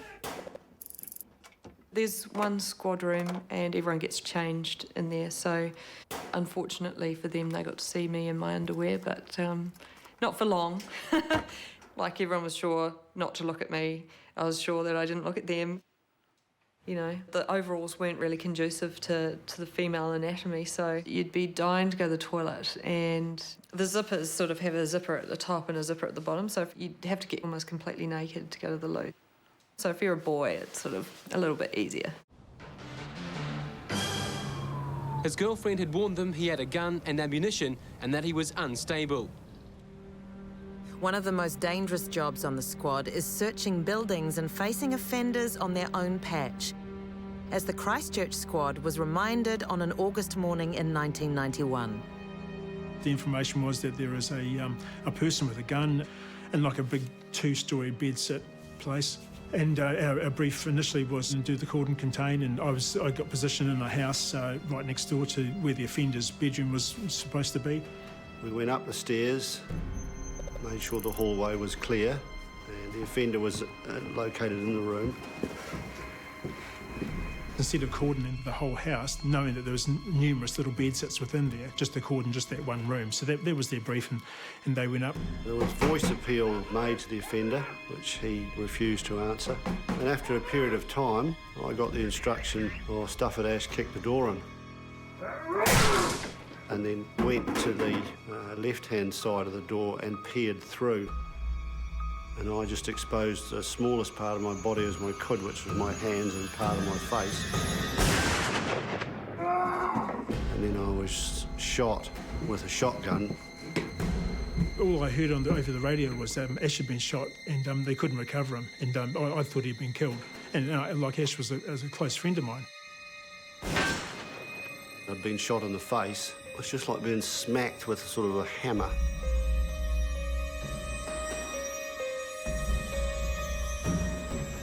I then attempted to shoot the offender, but I couldn't because my revolver was jammed with pellets, but also both my hands were split open. And then another shot fired. Then a big hole appeared in the hallway wall. And I thought, oh, shit, he's just going to come out here and shoot me now. Because I was virtually defenceless.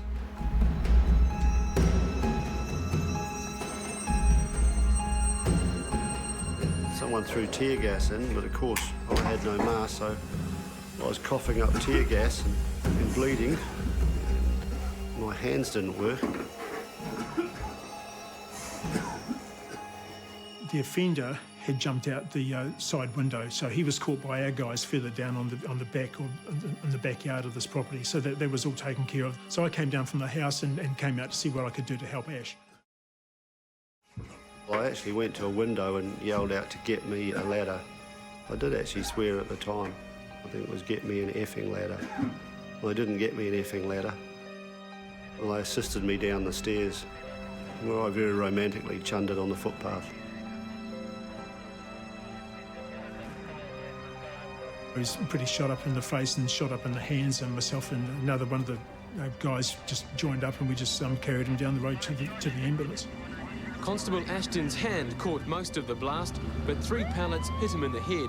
One went through his throat and lodged near his spine. He was okay, but it was a close call. I got this one for being shot, and I got this one for shooting at someone, so I can tell you it's better to give than receive.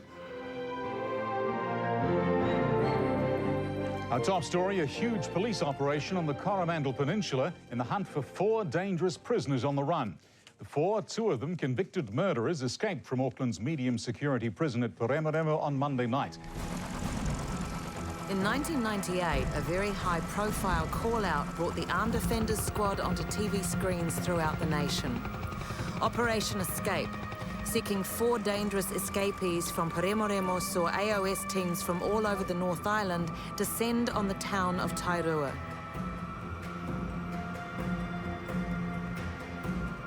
The camouflage looks military, but they're not soldiers. These men are police officers. For 2 decades, this unit was known as the Anti-Terrorist Squad, but in the early 90s became the Special Tactics Group. The name change was because their job was now much broader than guarding against terrorism. For many AOS members, joining the STG is the pinnacle of their career. To be asked to join their group was quite an honour. I got exposed to things that I never thought I'd ever get exposed to in the police force.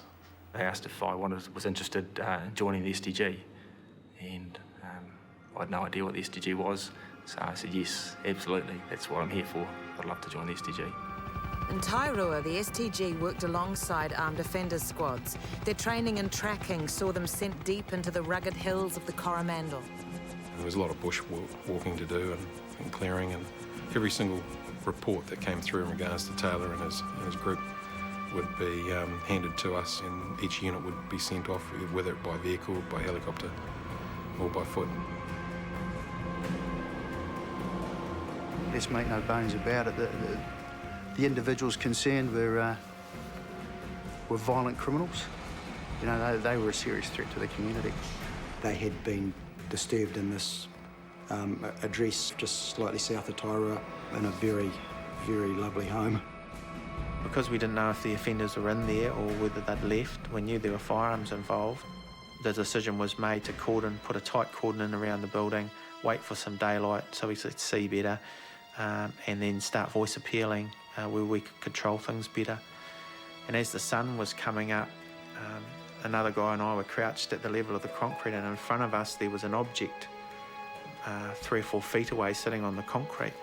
And as the light came up, it sort of came into focus and we were both staring at it, and then we could see a wire running out of it, heading off towards the house like a bomb, and all night we'd been sitting there with it right next to us. So we sort of tapped the boss on the shoulder and said, hey, look at that. We had to put AWS staff between the bomb tech and the house, and I guess I was one of the new guys, and that was me.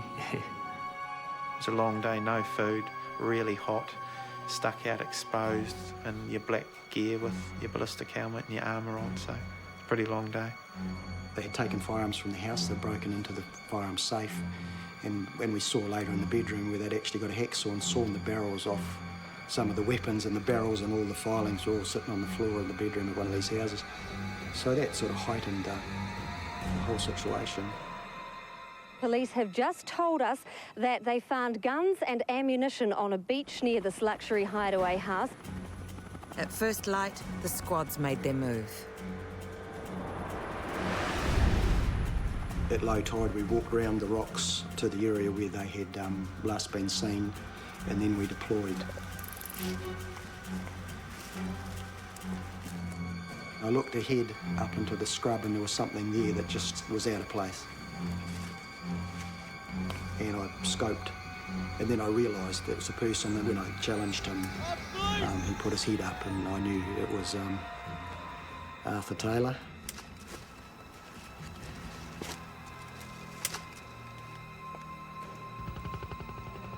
Handcuffed him, and then we proceeded down the hill.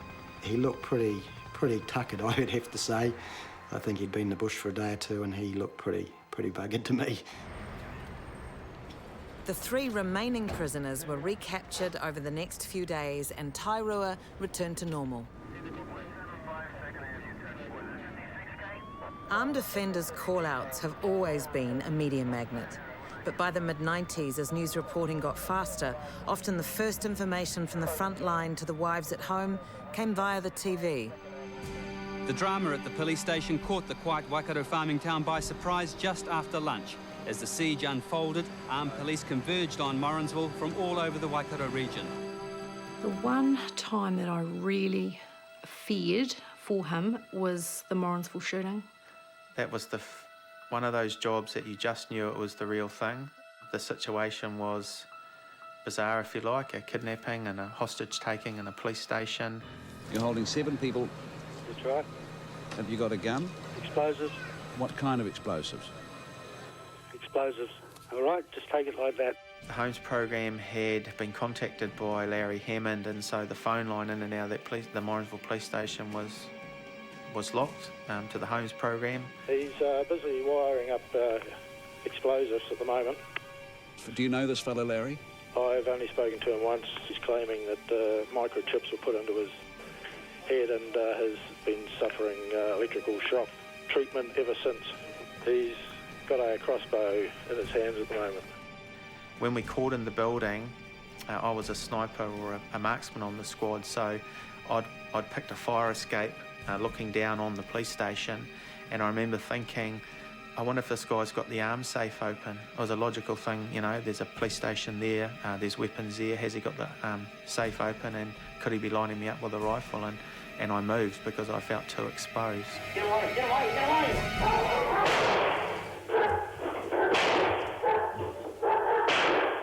Oh, my heart just sank, and I just thought, oh, because they said that someone had been shot and that a police officer had been hurt. And I knew it was their squad that had gone to the call-out because it's their area.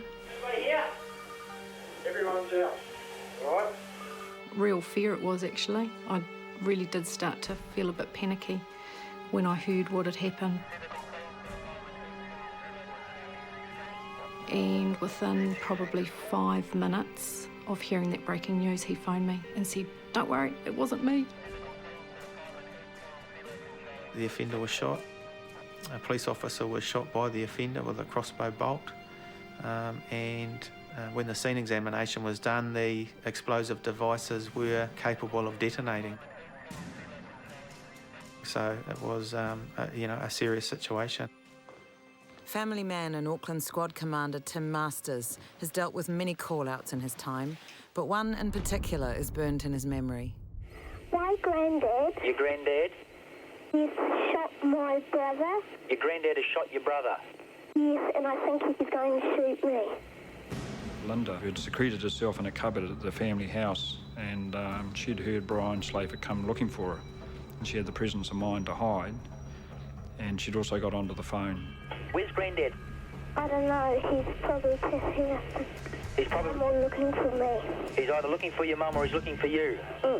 So as the police AOS operation unfolded, they realised how serious the situation was as they came across bodies at different parts of the property. The problem was we didn't know where Brian Schlafer was. It was a priority to get Linda out of that house, you see, because they couldn't leave her in there because the possibility that Brian Schlafer would come across her and kill her. By lunchtime, and still no sighting of Brian Schlafer, despite the police using infrared technology in the search. If Brian Schlafer does hear any of this news broadcast, please contact us and let us know where we can make a safe approach to you. Don't hang up the phone, leave the phone off, and you come back as soon as you can and see me. The grandfather has gone outside to try and kill the father who's working out in the garden somewhere. She hasn't seen him for about 15 minutes now. I went out with 3 or 4 or 5 other members and a member of the St John ambulance at the time to get her and bring her out. We had deployed snipers out into the area, so we had cover when we went out there to get Linda back. And of course we had to be aware that he could be anywhere on the property. Your senses were certainly heightened. Behind any tree or building, he could be there, you see, so we were aware of that, and our tactics going out to the house had to take all that into consideration. We've had 6 murders committed, and we're desperate that there's no more.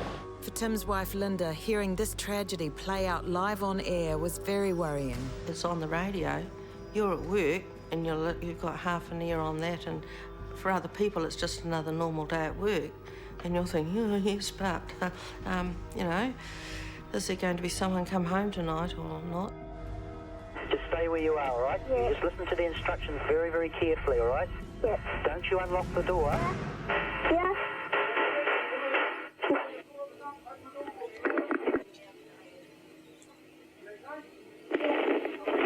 When we got her, and the relief on her face, definitely, you know, when, again, without emphasising what she had witnessed and had been through, yeah, we were just glad to get her out of there.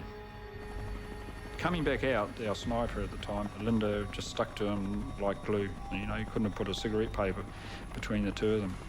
Yeah, you could see what she perhaps witnessed and been through etched in her face. Less than an hour later, it was all over. The gunman's body was found on the family farm. Brian Schlafer, suicide.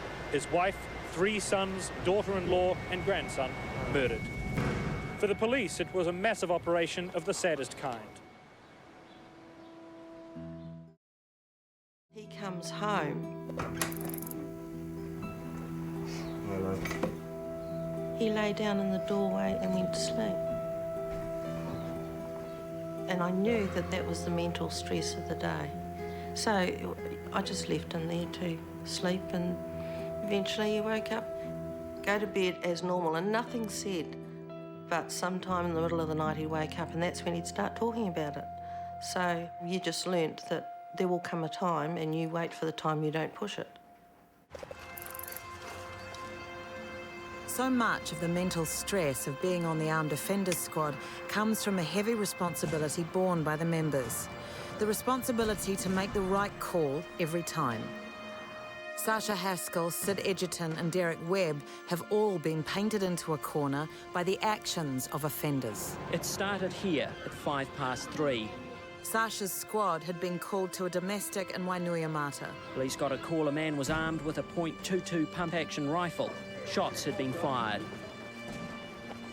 He said that he would come out of the house and shoot anyone that he saw, and that he was going to walk down to the police station and kill everyone in the police station.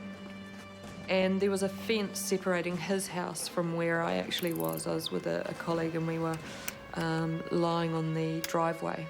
When you sort of looked through the fence, you could actually see in between gaps, and I just started to see him walking down. It was really frightening. You know, if he sees me, he's gonna shoot me. Yeah, come on, boy. On the West Coast, Sid Edgerton was called to back up a colleague being stalked by a gunman. Come on, Chuck. We came screeching around the corner, and the offender was walking up. We recognised him because we knew him before, and threw the old Commodore into neutral and just sort of dragged the handbrake on to let it slow down, and we bailed, me out one side, him out the other, and put a challenge into him to let him know we were armed police. He sort of brought his shotgun round towards me, and I had mine lined up on the back of his head at that stage. Everything just seemed to have slowed up. Derek Webb found himself looking through his sniper's scope at a man threatening his squad with a rifle. A number of emotions go through you. You're watching through the scope, you're watching his face, you know what he looks like, you know the actions he's going on about, you're watching his body movements, so there's a bit of, how can I put it, intimacy there. You really have to assess every second on its own merits, because he may have very easily just dropped the rifle on the ground at any given moment. So you're constantly thinking about your justification. Drop it! It's just amazing how much the old brain's computing in seconds, or less than seconds. You know, it's just all happening, and it's all going, you know, I could see it all. Police officer shoot me in and back, and that would have been the sensational news item of the night. And it's going through your mind, and I'm thinking, well, there's no other option here. He was then called on to drop the firearm, and he turned around. The police dogs were released on him, and he shot at one of them. The person sitting next to me did shoot him, and I didn't. I had the safety off trigger being pulled as he pulled the shotgun back round and put it in his mouth and pulled the trigger, which was a pretty traumatic result. Very, very quickly, in a matter of a split second, he pulled the rifle up and he took a shot at one of the guys. And fortunately, he missed. But he reloaded and started to take aim, and so it was necessary at that stage to take the shot.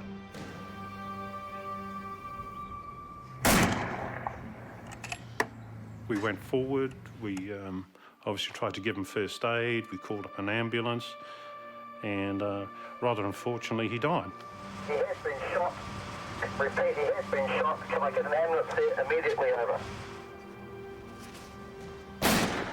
It was something that I played over in my mind over and over and over again. I probably felt at the time that I'd failed in some respect. Did I do the right thing?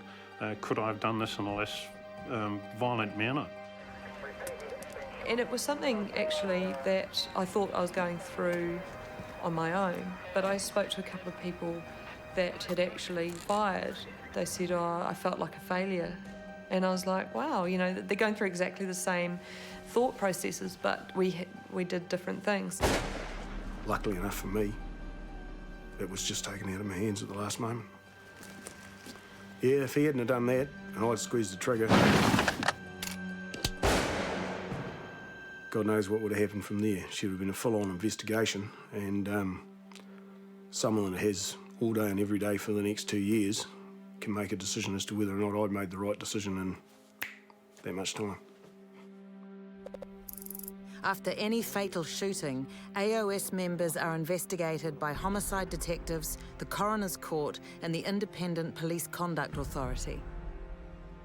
Every shooting is treated like a normal homicide, and our members are subject to an enormous amount of investigating involving both the responsibility of the shooter, responsibility of the section as a wider group, and obviously the police operation that led to that call-out. I had a discussion with my supervisor at that stage. I actually said to him, does this mean I'm off the team? And I think I voiced an opinion. If I'm off the team, I'll feel as though I've done something wrong. It took a year and a half of investigation for Derek Webb to be cleared after firing that fatal shot. So anybody that thinks, you know, that you live happily ever after one of those things is, you know, you're in limbo for quite some time. It is a world in which you don't know what's going to happen to you. The intense media scrutiny after a shooting prompted members to pull on their balaclavas, less for the warmth than for their anonymity. If I was in the unfortunate position to be involved in a shooting like that as the shooter, then I wanted to protect my identity and that of my family for as long as I could. We did an operation on a gang pad. When we got in there and took over the place, in their living room they had a dartboard, and on the dartboard was, lo and behold, my photograph taken from a newspaper article. So in protecting your identity, you also protect your family's identity. The balaclava also provides another way to protect life. Balaclavas are intimidating, and there are times when you need to confront an offender and he needs to know that you mean business. Otherwise, there may be a different result. If a police officer, regardless of what he's wearing, blue or black, if his presence is intimidating enough, that dominates the offender into giving himself up, surrendering, or doing as he's told, then you're halfway there. Often at briefings you'd be told that this offender, there's no way the police will take him alive and he'll shoot the first cop he sees. Please don't move! When you dominate them and they're faced with guys in black gear pointing weapons at them, the bravado's just lost. They're not so brave. If it's intimidating, no apologies. But sometimes the covert approach is the most effective. One of the biggest local news stories of 2002 was the abduction of little baby Kahu. The 8-month-old girl was grabbed from outside her Lower Hutt home, launching a massive police search. It gets increasingly more disheartening as time goes on. To stack the odds in their favour, police employed the crack surveillance skills of the Special Tactics Group, sending them to the King Country on the strength of a tip-off from locals. We'd managed to narrow it down to a house in Tamaranu. We were involved in observation of an address for a couple of days, a property that we wanted to either rule in or rule out of the inquiry. There was no sign, there was no noise coming from it, and the offender had gone away that next day. So we thought we can't wait around any longer. Time was a critical factor, particularly when you're talking about a baby. The decision was made that we needed to take some positive action to either confirm or deny that this property was involved or this person was involved. Moving silently, the team entered the house. Cleared through the kitchen. There's nothing there, then carried on clearing down through the hallway.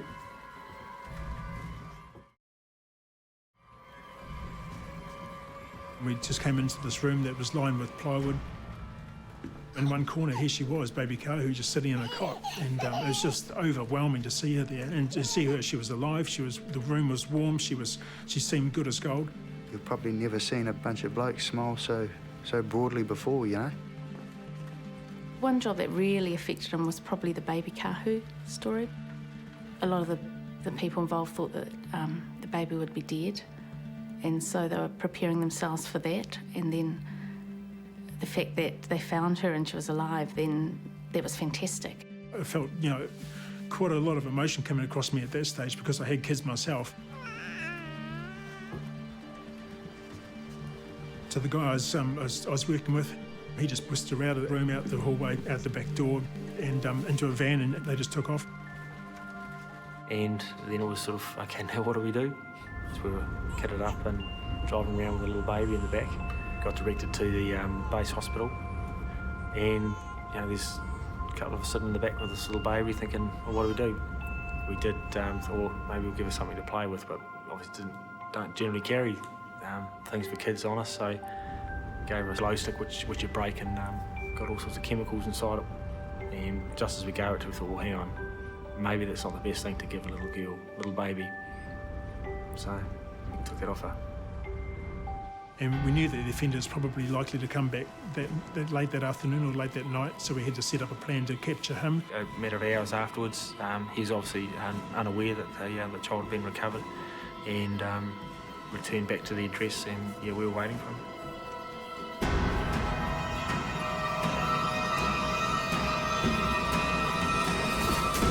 He was just monstered, face down on the ground, handcuffs applied, and that was it. Handed over to the CIB investigators and job done. Another job resolved without a shot being fired.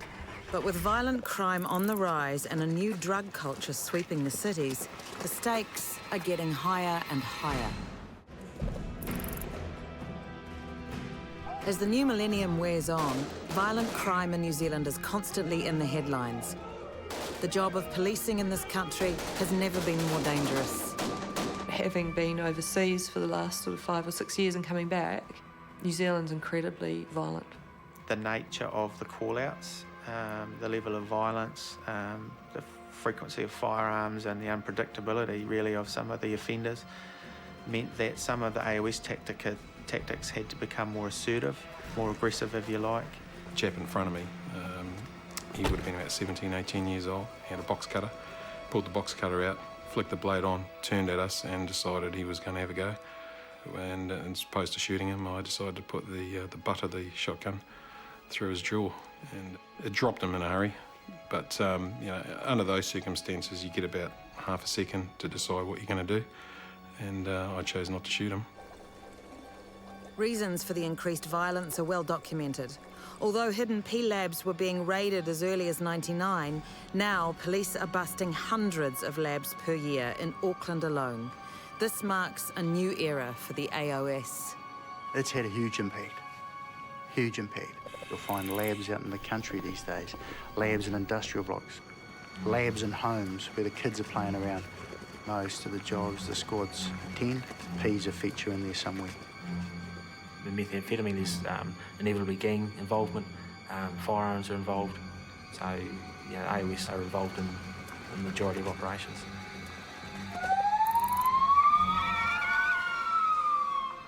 The squads are now honing new skills and training to meet the changing demands of this dangerous new world. Comply with our instructions and you will not be harmed. These evolving tactics were tested on an Auckland motorway in 2005. Leonard Hall, criminal, propensity for violence, drugs. Police patrol had tried to stop him earlier on. That ended up in a car chase. Police followed him here to St Luke's shopping centre, where the man shot at a patrol car. Fired shots at police with a high-powered semi-automatic rifle, and then he managed to carjack an Asian family. We just headed out to the general area where the pursuit was going on, and we only referenced the media helicopter that was above it. Drug abuser, armed, fires shots, has hostages, is mobile, is heading back in towards the city. We needed to bring it to an end. We had to confront the offender, there was no other option. We were going to do that by way of non-compliant vehicle stop. It's just forcing the vehicle off the road and confronting the offender and giving him no option. The vehicle stopped. It was just lucky that we'd carried out that training with the armed offender squad only 2 or 3 days prior to that incident. There was certainly a fair number of AOS cars involved, and in fact during the course of that chase he'd not only leant out the window and pointed that firearm at police members, he'd also fired shots at them as well. He's leaning right out the back window and pointed directly at us. We fired a shot over, they carried on. The motorway was completely clear. It had been blocked by the traffic units, so we were in a pretty good space to resolve it. As we got into position, the directive was given that sort of on a countdown that we would stop the vehicle. And that's it. Now.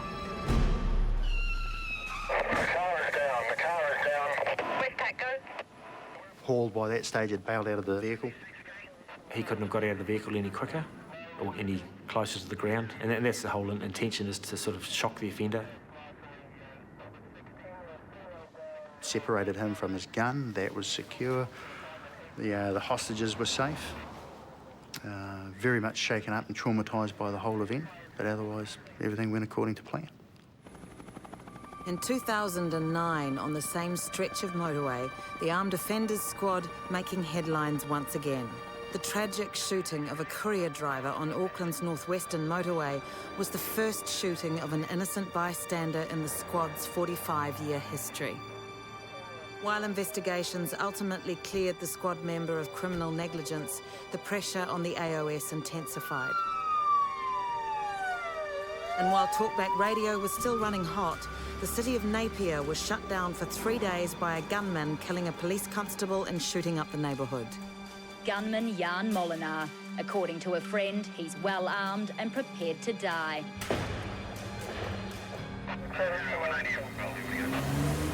In the face of incredible public pressure, putting themselves in the line of fire on every operation, what drives these men and women to do this job? Some people would just stand there and shake their heads and say, why? Look at the commitment that it's putting upon you in your job. Look at what it's asking of the family. It's doing right for good people. That's why I love doing the job. That's why I got out of bed at 2 o'clock in the morning when the pager went off. That's why I was away for days on end at times. How many other jobs can you say people will get out of the bed at 2 in the morning, spend 4 hours, and then go to work for the day? This is the police. They do it for love or they do it for service. They don't do it to get paid because they're not reimbursed for what toll that takes on someone's life, you know? There's a lot of people that are alive today because of their actions. Not dead because of them, but alive because of them.